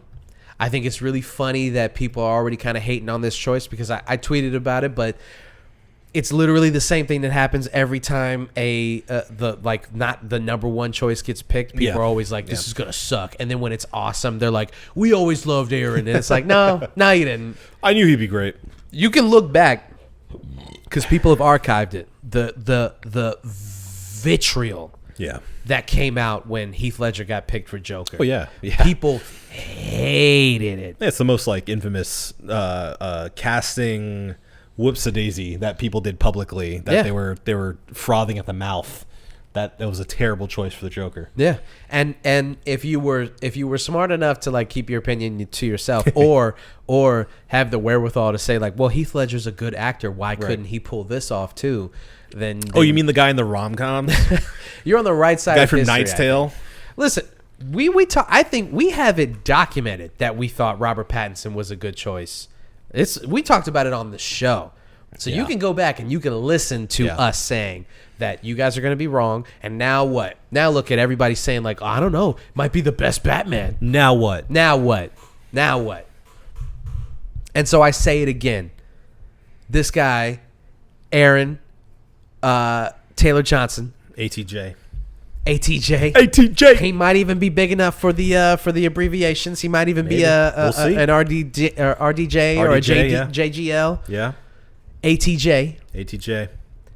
I'm saying, I feel like I'm doing like a Stephen A. impression. He may even be big enough for an abbreviation. However, I haven't seen a lot of his movies, but I've seen some of them enough to say I think ATJ, good choice for Bond. I think he's a good choice for Bond. I think he's a good choice. That's just me. I'm just saying, as a guy who watches movies, it seems like a good choice. Yeah, I respect it as a Knicks fan. Yeah. That being said, according to the Independent, he's kind of, he's pushed back on these rumors a little bit. Of course he has. He said, and I quote, I can only really talk about things I'm going to show and tell. So, The Fall Guy, Nosferatu, Kraven the Hunter. I don't feel like I need to have a future drawn out for me. I feel like whatever's drawn out for me, I can do better. Okay. Yeah. But the outlet noted he delivered the answer with a wry smile. Yeah. So the rumor here was that he was formally asked this week to be the new Bond. And that's a big deal. Yeah. No matter how you try to spin it, the people who are in charge of making Bond movies, when they finally pick somebody and say, You're the guy. Yeah. That's big. Sure. That's big. It's like it's like Pope. And the smoke comes out. Uh-huh. Yeah. Daniel Craig was another guy that people shitted on when he first got picked. He's blonde? Yeah, you guys seem to have like a very short-term memory of this kind of stuff, but we here at the One Beer In podcast do not, and we remember, and we're two elephants if you can't tell. Yeah. We remember. We remember these things. Yeah. And Pepperidge Farm remembers when you guys did not like Daniel Craig, and even then, we didn't have a podcast at the time. No.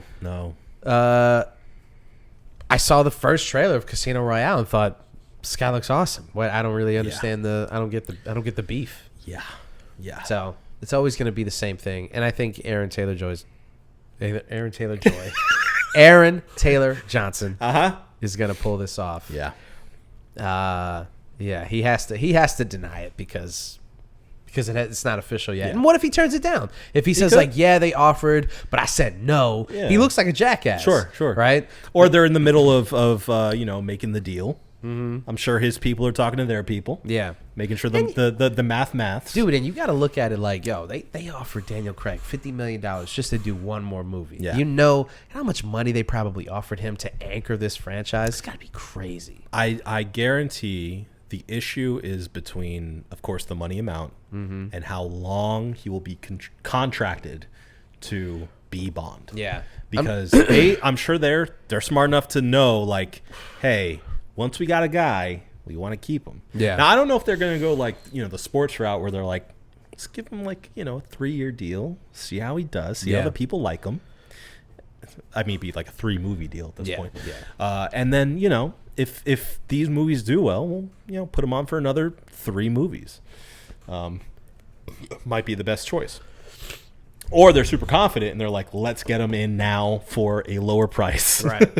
I don't think people realize that because in the modern times we've lived with Daniel Craig's Bond for so long that it's very, very probable for them to like just give a contract to a guy and be like, let's do this movie. And then the one movie kind of sucks. And then they're like, well, we'll just pick another guy. Yeah. Like they've done that before. It's not like there's been plenty of Bonds. And there's been Bonds who have done 1 to 2 movies. There's been Bonds who've done 6 movies. There's Bonds who've done 3 movies. Like they don't have to stick with this guy if it doesn't work out. I mean, it's like Batman, Yeah. You can have a franchise or you can, do one and be like, all right, well, that was fine. Yeah. Let's move on. Well, that's a little different. You think? I think it's a little different only because it's because the studios are trying to do this like universe thing that makes it different, right? There's no Bond universe. Yeah. There's no Bond universe yet. So at any point, let's get a Ms. Moneypenny spinoff. Right, exactly. And then when they start doing that, that's when you're like, okay, so what universe does this Bond land in? And like this guy died. Does that mean that this guy is like blah, blah, blah, blah. Let's get a Q TV show. Yeah. See, that's when you fuck up. Which I think that they've done really smart is don't do a universe. Don't give them credit yet. Because you can just don't give them credit yet. Right. Okay. So far, they haven't done that. Yeah. And what that means is at any point, you can make a movie set in the 60s. You can make a movie set in 2024. Whatever you want, you can do. And you can just say, this guy is James Bond. And it doesn't matter. No one's going to question it. Especially not, Bond fans may be like, no, but Bond fans understand that there's no real chronology. There's no real, it's just the code name and you can give it to anybody. You put that mantle on this person as long as they... That is headcanon. They've never confirmed that that's really what it is. That's just a title. Yeah. It makes the most sense. I think they should confirm that at some point. No, and in my head, that is my headcanon, is that James Bond is a code name. Sure, 007 is,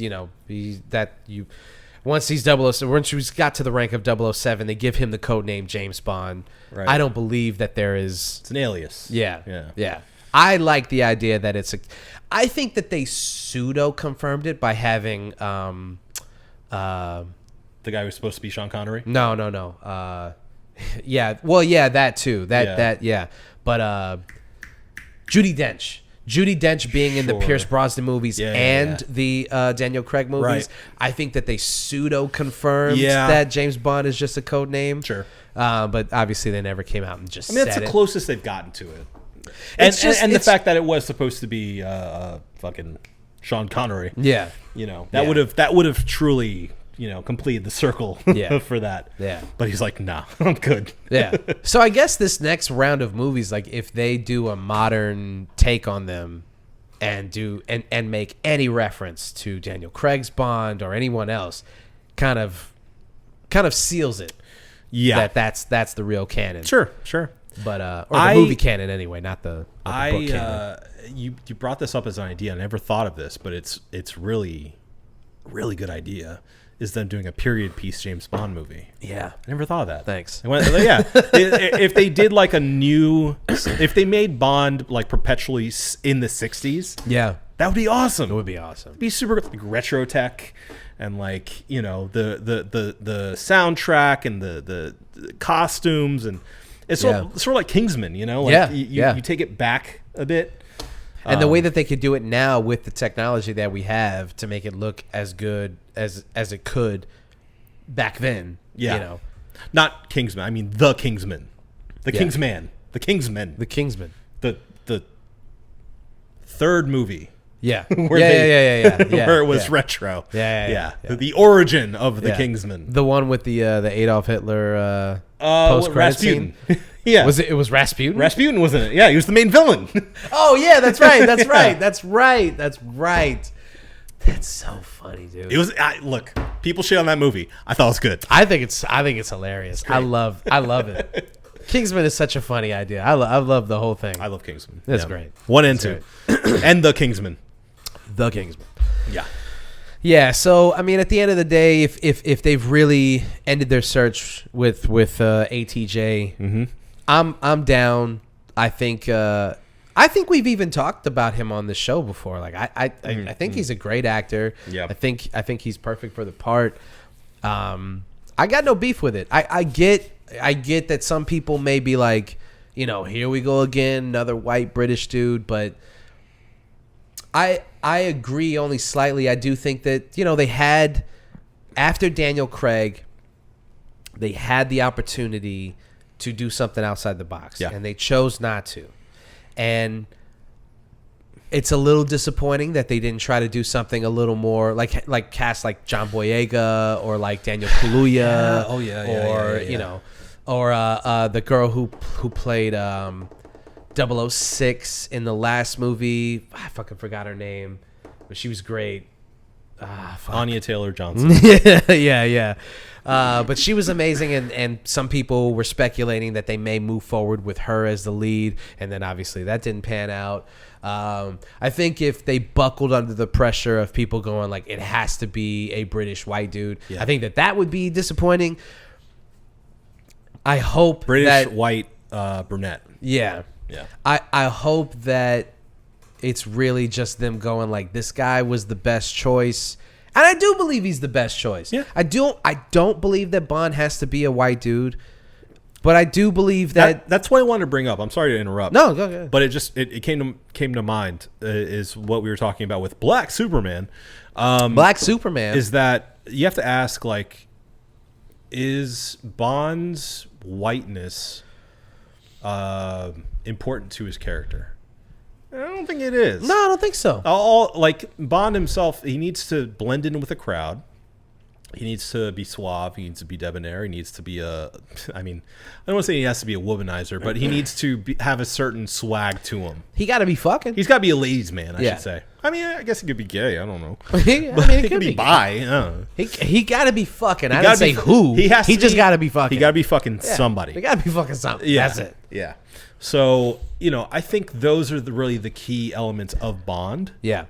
Outside of that, I think he or she can be anything that they want to be. I will push back on one point that you made, which is that he needs to blend in. Yeah. If you watch any of these James Bond movies, which you've watched them all. I have. And I know this. Yeah. A lot of the time, he doesn't really blend in. Everybody knows that he's there. But he's supposed to. He always messes it up because he's also arrogant. He's arrogant and he's a bad spy. Yeah. Like he always ends up doing force over espionage. Right. Exactly. Yeah. So the idea that James Bond needs to blend in. He's a bad boy. Like he's supposed to be kind of a fuck up. Yeah. Dude, in Casino Royale, Daniel Craig straight up just says fuck the alias, and he's like, I'm checking in as James Bond. Yeah. And then when he almost dies. Yeah, but it's a terrible idea. It's a terrible idea. It's an arrogant and egotistical thing for him to do. You might as well just keep up the facade, even if you think that your enemies know who you are. Sure. Why not just keep? It doesn't hurt. But in his arrogance, he's like, they know who I am. They're gonna fucking know who I am. I'm about to show up to this table and I'm gonna run the fucking table. Yeah. It doesn't even matter because I'm gonna win this game so fast that you don't even have to worry about it. Sure. That's his arrogance. He's supposed to be essentially a working class guy in this scenario. Yeah. Yeah. But he's studied up and knows like these. I mean, it is essentially Kingsman. Yeah. But told a little more vaguely. In the Daniel Craig movies, they really expanded the lore of like where the Bond character comes from and which how they recruit these guys in MI6. Is in the books a bit more. Yeah. Like it tells you like, that they're essentially like throwaway children that they take onto the mantle to become these special agents, to groom them into becoming these ultimate weapons for the state. You know? So, or the Queen, excuse me. I don't believe that a guy needs to be this nondescript white dude to be Bond. I made this point on Twitter, but like, there's a scene in Casino Royale where Daniel Craig's character murders and I shouldn't say he murders, but he fights a bunch of people in Madagascar. He's there to find this bomb maker. He chases this guy throughout the city. Parkour. Do you not believe that a black Bond would have blended in better in Madagascar? Yeah. Of course he would have. Sure.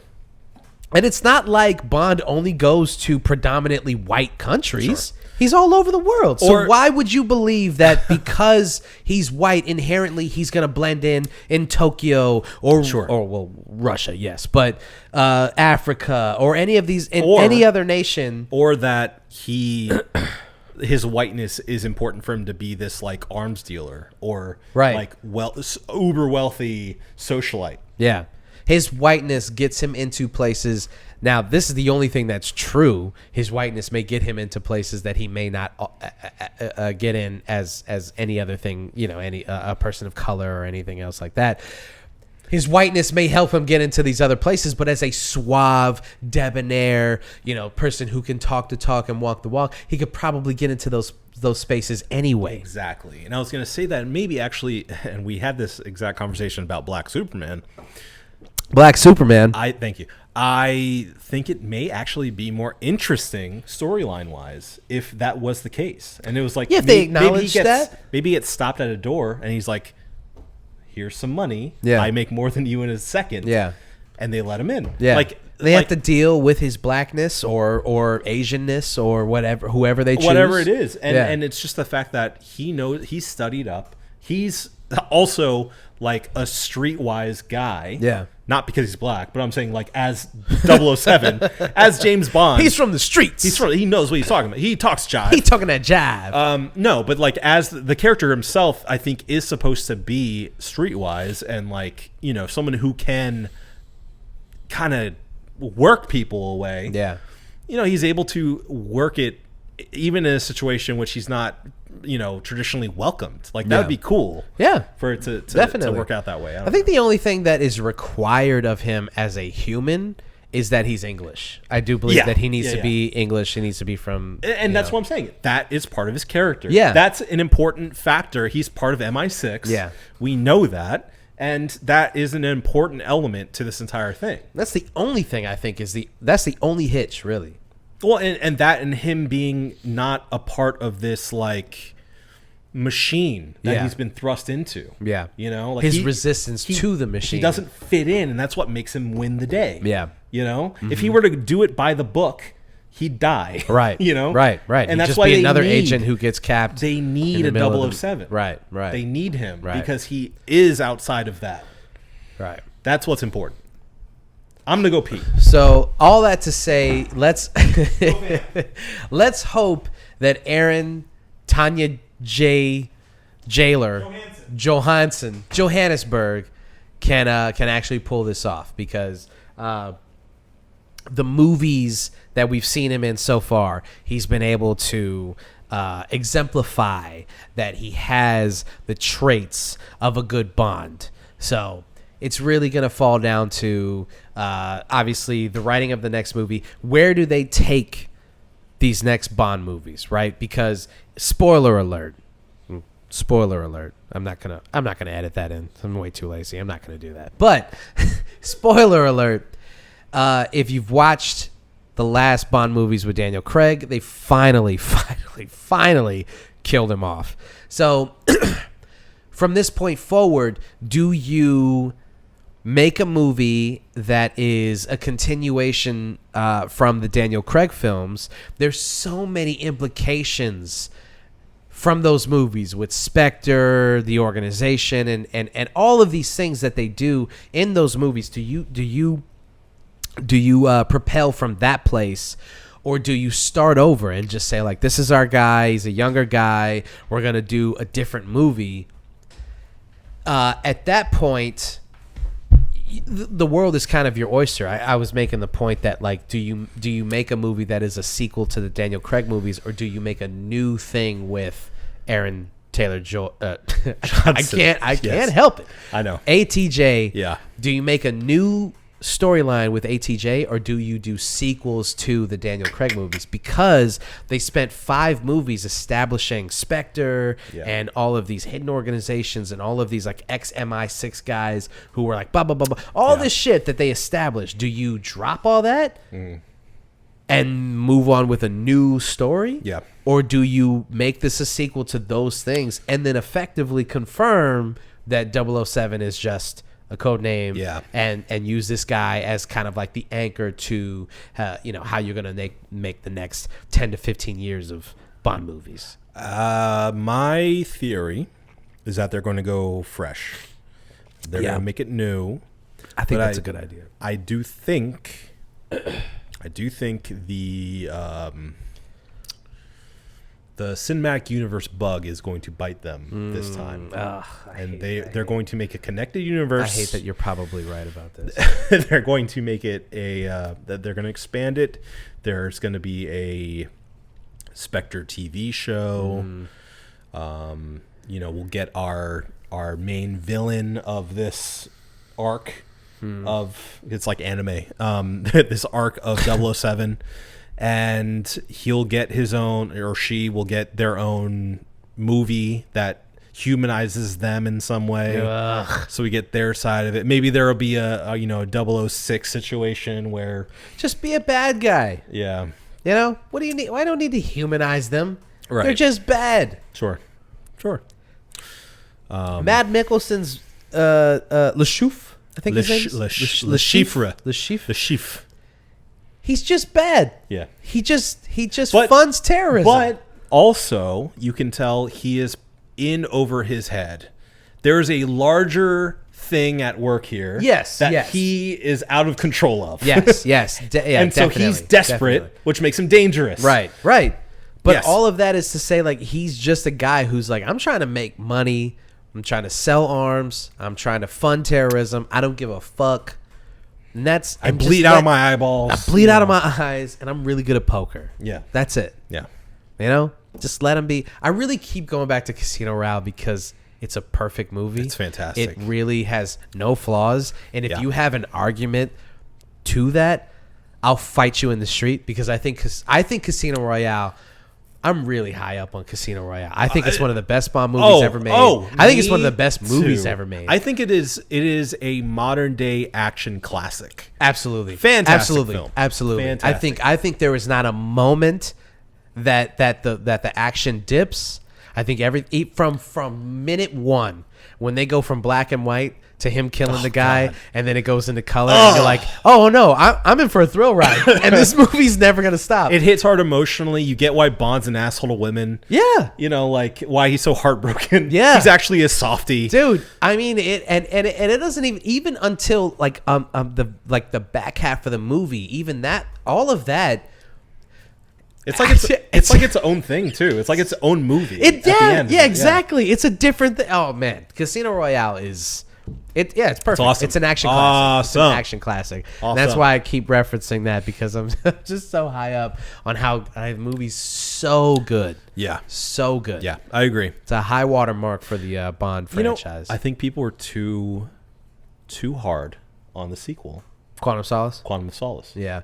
Yeah. They bookend each other really well, and I think a double feature does it better service than watching it separately, Interesting. Yeah. because it literally picks up right after. right. So I don't know. I recommend going back and rewatching. I think it's better than people say. Yeah, I don't think yeah, it's a great yeah. movie.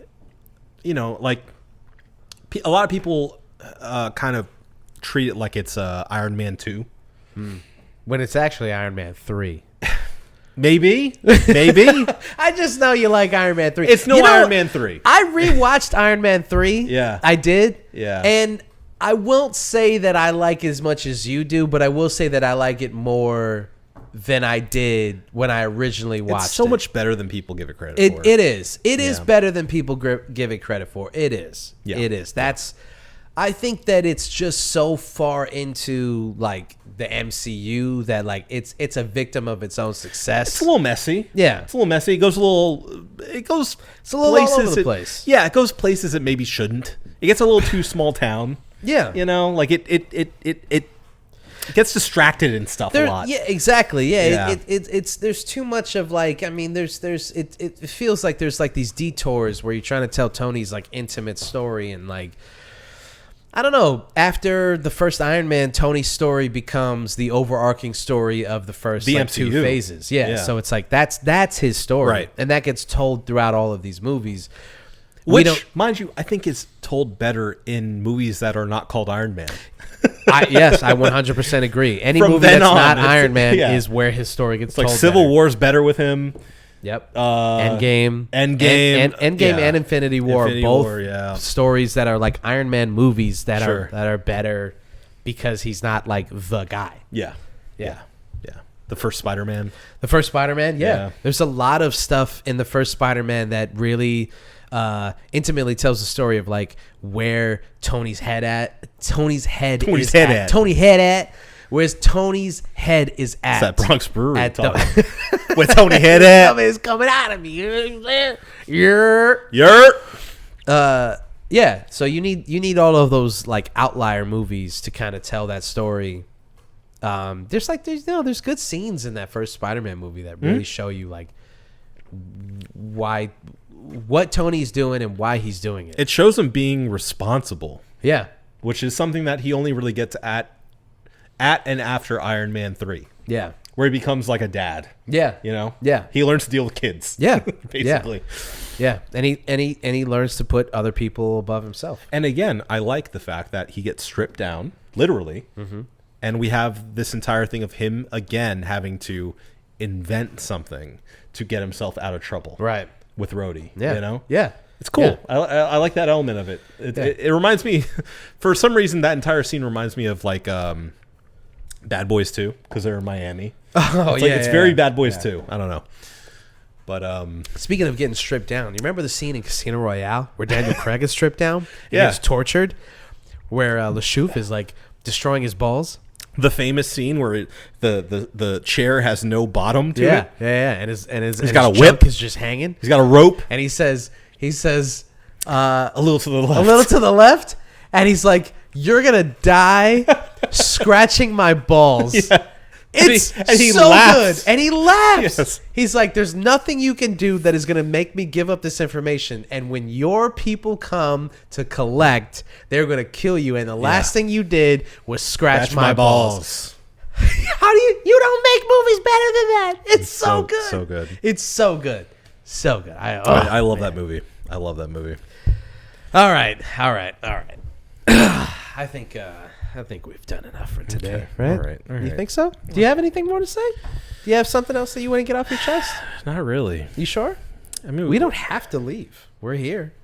We got time. You want got to talk something else? You want to talk about TikTok real quick? Yeah, we got time. Let's talk about TikTok. Real quick. Yeah. Let's give a little TikTok to TikTok. So obviously, if you don't know, If you we don't know. are on TikTok. So please follow us. Follow the at page. One Beer In. TikTok may be banned in America, man.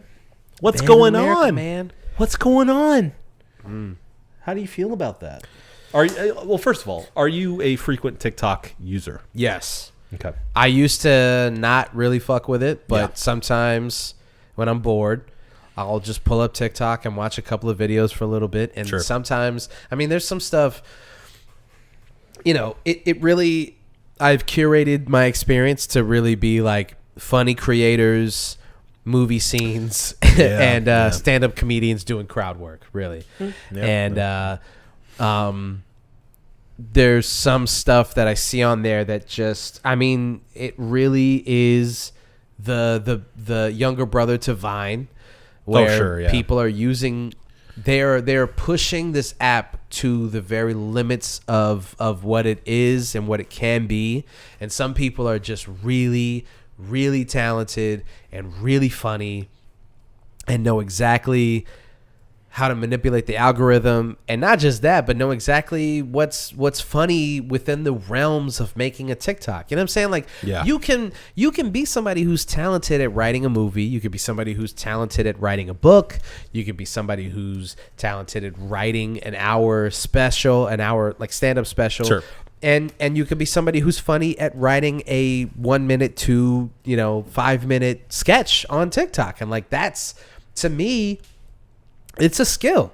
There's people like them dudes, Please Don't Destroy, got a job at SNL because of their sketches on YouTube and TikTok. Them shits was funny. Yeah. And they understood the medium in which they were working in. Right. Then they just got a bigger budget. Yeah. Yeah. And there's people on TikTok who are good at working within that medium and make really, really cool shit. Yeah. So I'd be sad to see it go, especially because it would be leaving due to political machinations and not anything that has anything to do with the app itself. Well, and this is a strange case in which it is it is something that is being pushed by both the left and the right. So Dems and Republicans are kind of unified on this. Oh, big being surprise. banned. Democrats and Republicans. It's dogs and cats. Let's be serious here. Like, most Democrats are just center left anyway. It's true. Center being the emphasis. Yeah.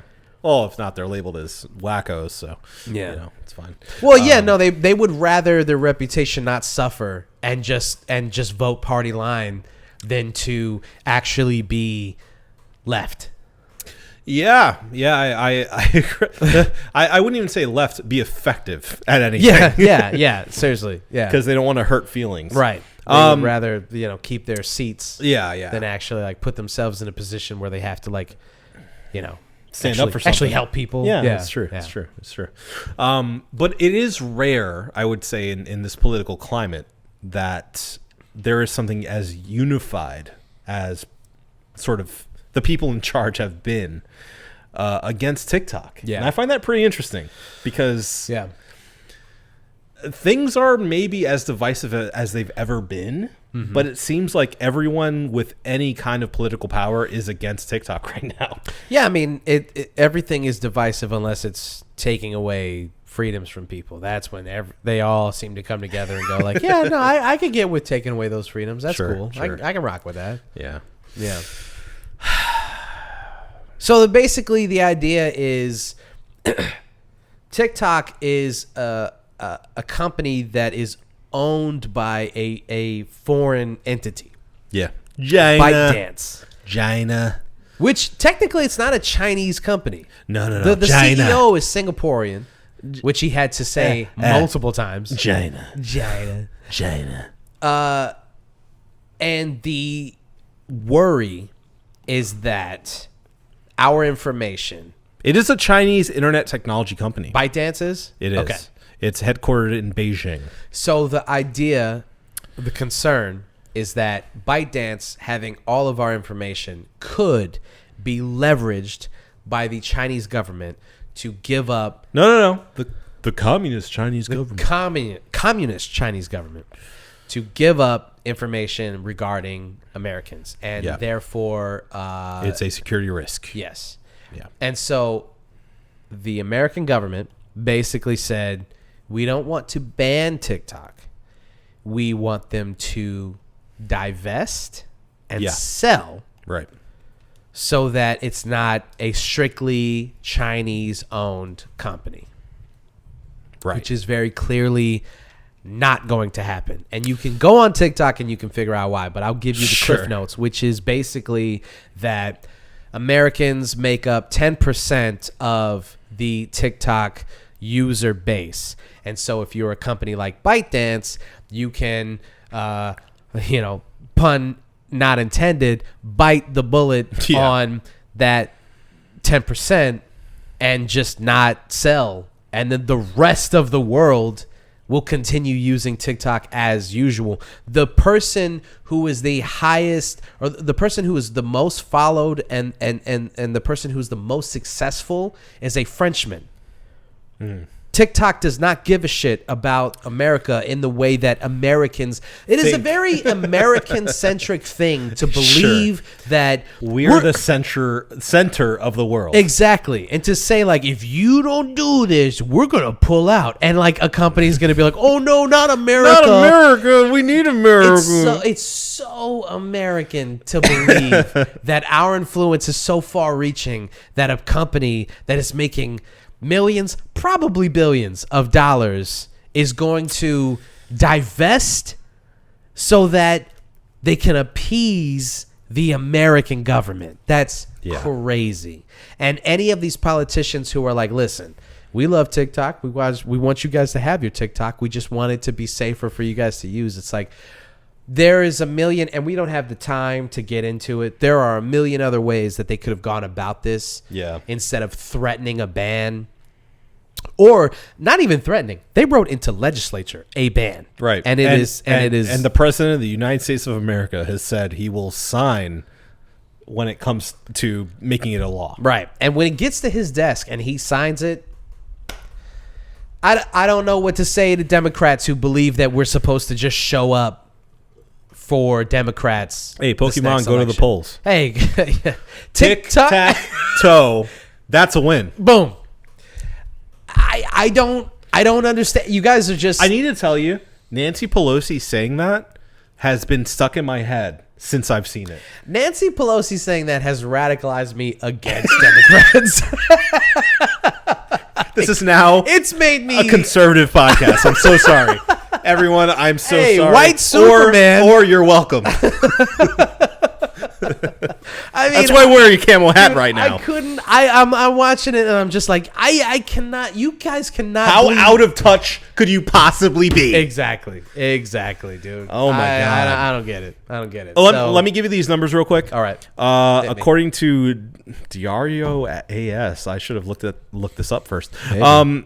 Merging its value with the Chinese counterpart Douyin, some reports suggest a combined brand valuation between Douyin and TikTok at $84 billion.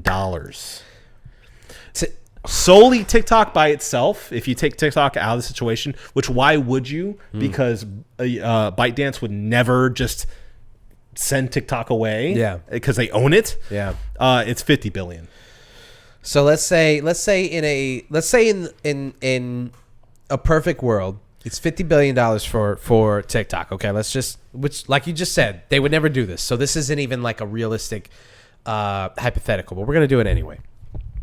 $50 billion for TikTok.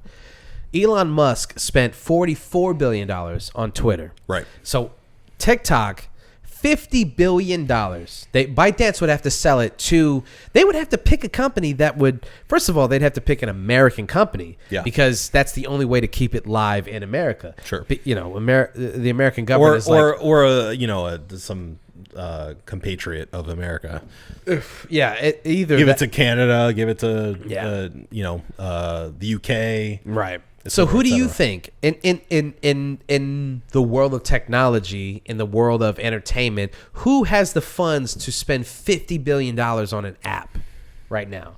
Netflix just bought WWE for like, what was it, like $6 billion or something like that? Yeah. Nobody's spending 50. The only people, the only entities, the only things that are spending that kind of money are dum-dums like Elon Musk, who would spend $44 billion on a social media app. And then No one cry else. on it all day. Right. No one else is going to spend $50 billion on an app like TikTok. Yeah. It is hot right now, and it may be the app of the future. Maybe, or maybe not. Who knows? To take a $50 billion risk to satisfy the American government is an No, insane of thing course to not. even speculate on. They would never do that. And so for American lawmakers to think that like this is what's going to happen, for them to vote yes on this, To try to strong arm this company into right, doing that is idiotic. and then to turn around and say to the American public, like, we are doing this in your best for your interest. own safety, yeah. I am, and there's that politician Jeff Jackson, I think his name is, who got really famous on TikTok because he was a TikTok politician. It's Jeff Jackson. U.S. Representative Jeff Jeff Jackson. Okay, so he's gone viral multiple times as being like the TikTok politician. North Carolina senator. Let me just say something to you people who were watching his TikToks and going, this is our guy. When are you going to wake up? When are you going to wake up? These people do not have your best interest at heart. Yeah. They do not care about you. They do not look at you. When they record their dumb, shiny faces, they're not seeing you. Speaking of pandering. Exactly. Yeah. What? What do you guys need to see at this point to not listen to this shit? I saw all these people who were upset because this guy, Jeff Jackson. Yeah. Are you familiar with him? Absolutely not. So he's a politician who got... Not my TikTok. Okay. He's not on my TikTok either. I only knew this because of the TikTok ban. He got famous because he was a guy who would go on TikTok and he would be like, this bill is this, and he would say it in layman's terms, and people were going like, "Oh, Jeff Jackson Like is what this the means. TikTok politician." I see. He was a guy who was talking to people on our level, and he's a younger guy, and he's using TikTok, and he was good at TikTok too. That's the other thing. He was good at it. Yeah. So he wasn't like out of touch. He was Right. like, "This is what politicians are saying. This is what you need to understand about this bill." Blah blah blah blah blah. Fast forward to the TikTok ban. Sure. Guess what? Guess how he voted? To ban. Yeah. Yeah. He voted yes. And people were going, "Why would you do this, Jeff?" Right. And he said, "I voted yes because Did he respond on TikTok? He did. Yes, he did. So he posted a TikTok, a much maligned TikTok that he eventually took down. Yikes. Because it got so shitted on. He was like, "I didn't believe that they would that this ban or that this vote would lead to a ban. I believe that this company is going to sell. So that's why I voted yes." That's what Nancy Pelosi said. She said, "We're not trying to ban TikTok. Tic-tac-toe, it's a win." How stupid do you think people are? You threaten a company and say, if you don't sell, if you don't divest, we will pull out. And we will ban your app in our country. Why would you think that this company would go, "Oh no, not the Americans"? Ain't that America? It's just so.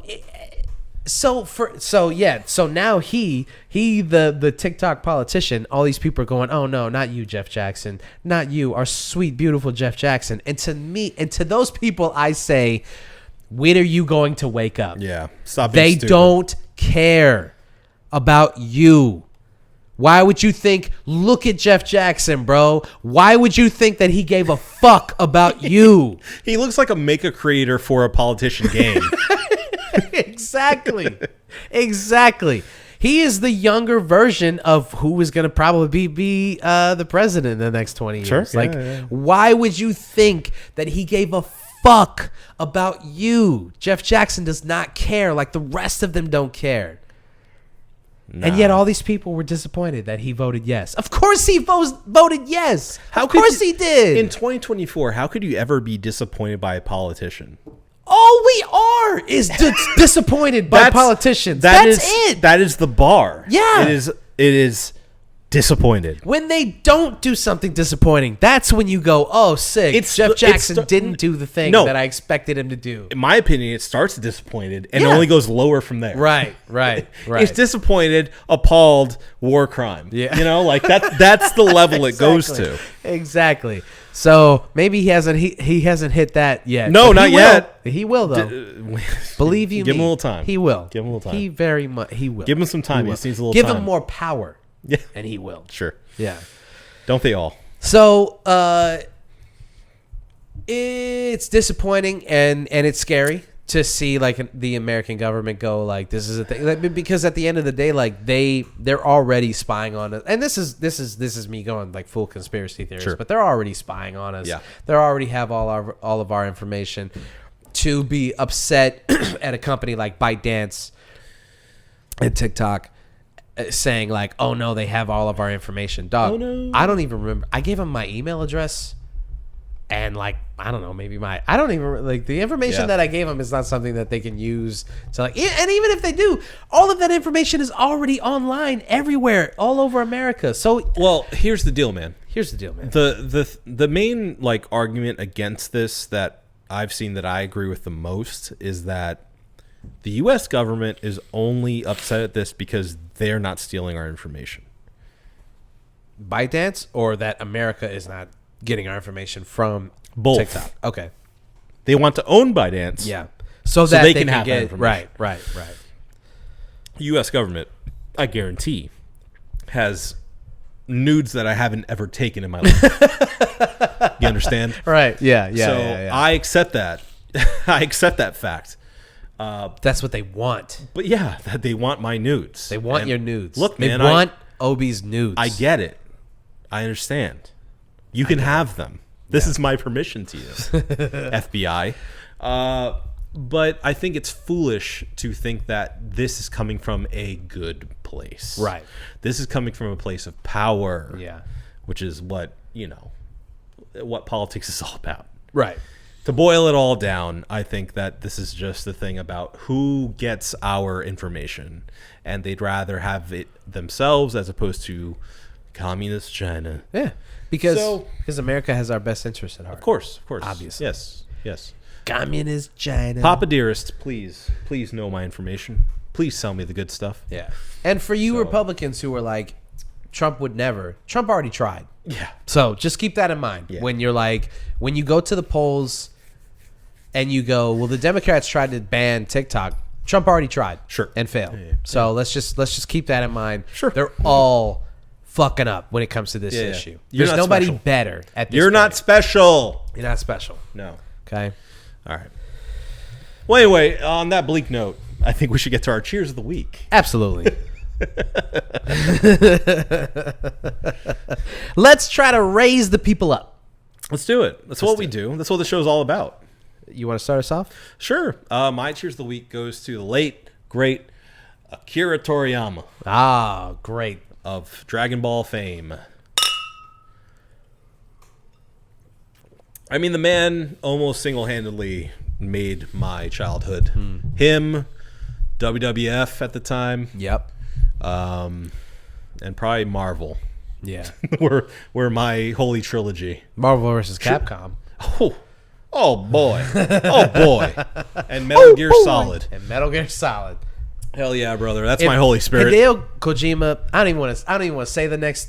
I'm going to leave it alone. Okay. But if anything happens to him, by God, take me instead of him. Please. Take me instead of Hideo. Us. Gladly. Happily. Yeah, man. I mean, like, the guy was just a prolific artist. Just to seem like a good dude, like a normal guy. Yeah. Which is nice. He seemed kind of lazy. He liked dirty magazines. And he was Master Roshi. and Kung Fu, yeah. That's basically it. I think he wrote Master Roshi as like himself. Yeah. Yeah. But I think he. I hope he knew it at the end, but like he inspired so many people around the world. I think Dragon Ball is maybe the most international anime and manga, like bar none. I think everyone knows it. Yeah. And I mean, truly, I think a once in a lifetime dude. So once in a lifetime creator, and respect the man. So he will be missed. Man, that's wow. That's what you said really hit me. Like I really do truly hope he knows like what he did for people. Yeah. What his creation, like he wasn't just popular in Japan. Like what his creation did for so many people of our generation, so many people who look like us, so many people who didn't look like us. Yeah. Like I really hope that he understands before he passed, like how much we appreciate the impact what he did for us. It's crazy because it got me into anime. It got thousands, maybe millions of people into anime. I mean, it kind of sparked Adult Swim and Toonami. Yeah, I mean, it's the only reason that because of what he created is why I watched Toonami and why I watched anime and why any of that stuff even matters to me is because of Dragon Ball Z. Exactly. It's because of what he created. It's because of what came from him. Yeah. I hope he knew that. I really, really hope he knew that. Yeah. My cheers of the week is going to Denis Villeneuve. Denis Villeneuve. The how do you say French Canadian? French Canadian. Not just because of the success of Dune 1 and 2, but because of everything else he's done. Everything else he's done. Like literally everything else he's done? I mean, I'm looking at his filmography and I'm going, oh Oh no, he's one of my favorite directors right now. He's one of my favorite current directors. Have you seen Prisoners? Yeah. I saw that. I watched that movie on my phone with headphones at the gym. Oh, okay. I watched it in 3 parts. Yeah. Because I was watching it when I was doing cardio. And I finally finished, and I was like, I'm stressed. Yeah, I know. No, yeah. I feel down. Should have like worked out for another hour after that. Yeah. I need to work some things out after that movie. Yeah. Wow.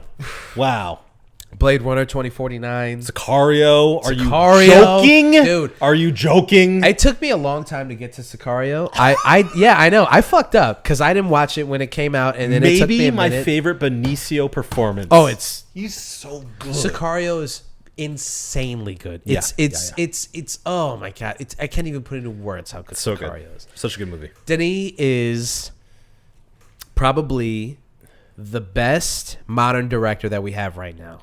There are obviously, Scorsese's still doing stuff. Sure. Nolan's still doing stuff. Yep. Spielberg's still doing stuff. Tarantino for one movie, maybe. Yeah. So all of these guys, I have tremendous respect for. This is no disrespect to them. I just believe that Denis is probably the best modern director right now. Yeah. The best modern director working right now. Dune 1 and 2, probably 3. Whatever else he wants to do, I feel like I think any studio should just. There are really, really good. Greta Gerwig is amazing. Sure, Ari Aster. There's so many great modern directors. We're in a good time of filmmaking. Absolutely. Yeah. And I believe that Denis is at the top. I think he's at the top of the mountain right now. I agree. And I'm not saying that he's better than like Nolan or Scorsese. I'm saying as the best modern director. Mm-hmm.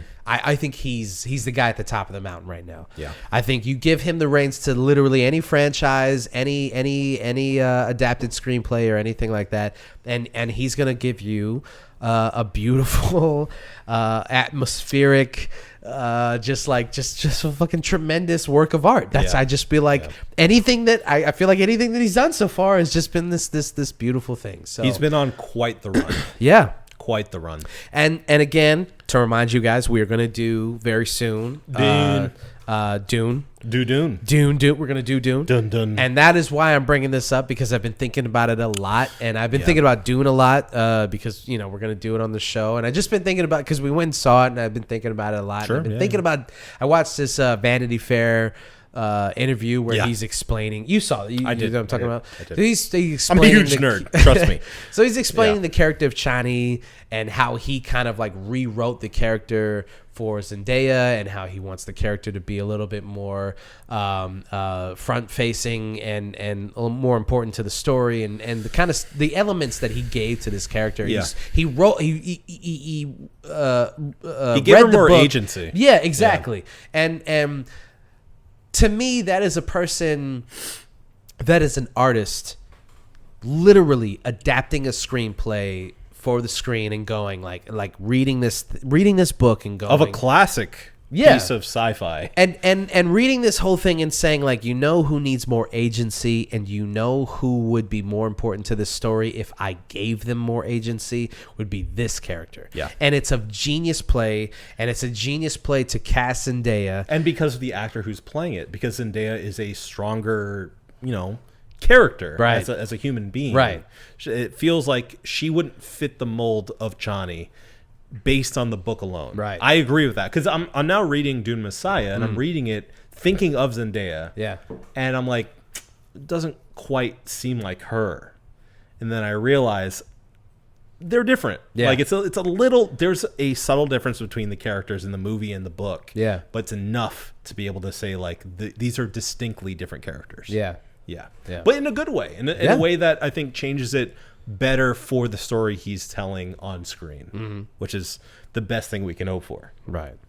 Yeah. So all I have to say is, dude, let Denis make any movie he wants. Let Denis cook. Let Denis cook. Let him keep cooking. All right. One last thing that we got to do before we get out of here. Uh-huh. And you know what that is, guys. And that is to review these brewskis. So, from the Bronx Brewery, it's the Now you can't leave. A double I. See, we kind of fucked it up in the beginning, and now I really got it going. Like, hey, now you can't leave. It is a 10.1% double IPA. Yeah, buddy. Obi, what'd you think, brother? I'm not going to yield the lily on this one. I'm just going to tell it how it is. Tell it like it is. It is a 6 out of 6 bottle caps for me. Oh, buddy. I love this beer. I love it for many reasons, and one of which is obviously the branding, the entire idea behind it. You know, I'm an IPA boy. Everyone knows that. And I agree with the sort of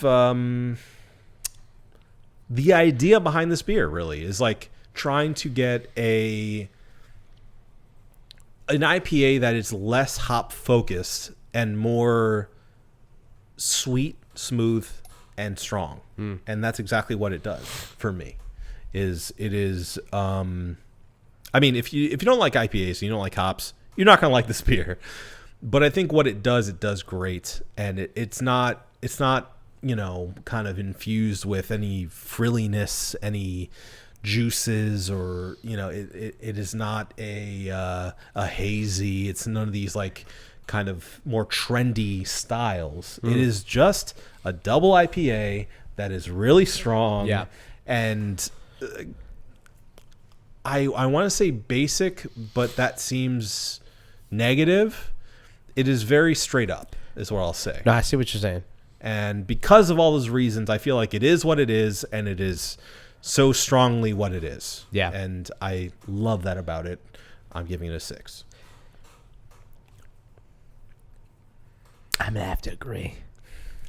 Hell yeah, I'm brother. also going to give it a 6 out of 6. Hell This is yeah, a brother. Perfect double IPA, buddy. I cannot agree or disagree with you at all. I think that given the style of the beer, it should have really kind of hurt the palate. 10% IPA. It should have been way boozier than it is. It should have been, and it's not. Yeah. It's well balanced. Somehow. The hoppiness is not intrusive to the taste of the beer. It's well balanced. I could drink another 5 or 6 of these. Yeah. And it's a double IPA. Sure. I cannot. You could try. You could try. I don't know if you'd be able to, but you could try. I can't sing. I'd be tempted to. I can't sing its praises enough. I believe that it's a 6 out of 6. I agree with you. I think it's our first 6 out of 6 of the year. I love to hear it. Yeah. I love to hear it. Unanimous 6 out of 6 for the Bronx Brewery. Now you can't leave. No, you can't leave. Double IPA. You think we got it, bub? I know we got it. Well, if Adam thinks that we got it, then that means it's over. This has been the One Baron Podcast. For myself, Marco Dupa. For Adam Obesius Rodriguez. Tic-tac-toe. That's a winner. Thank you guys for listening. Drink delicious beer and have yourself a beautiful week. No, you can't leave.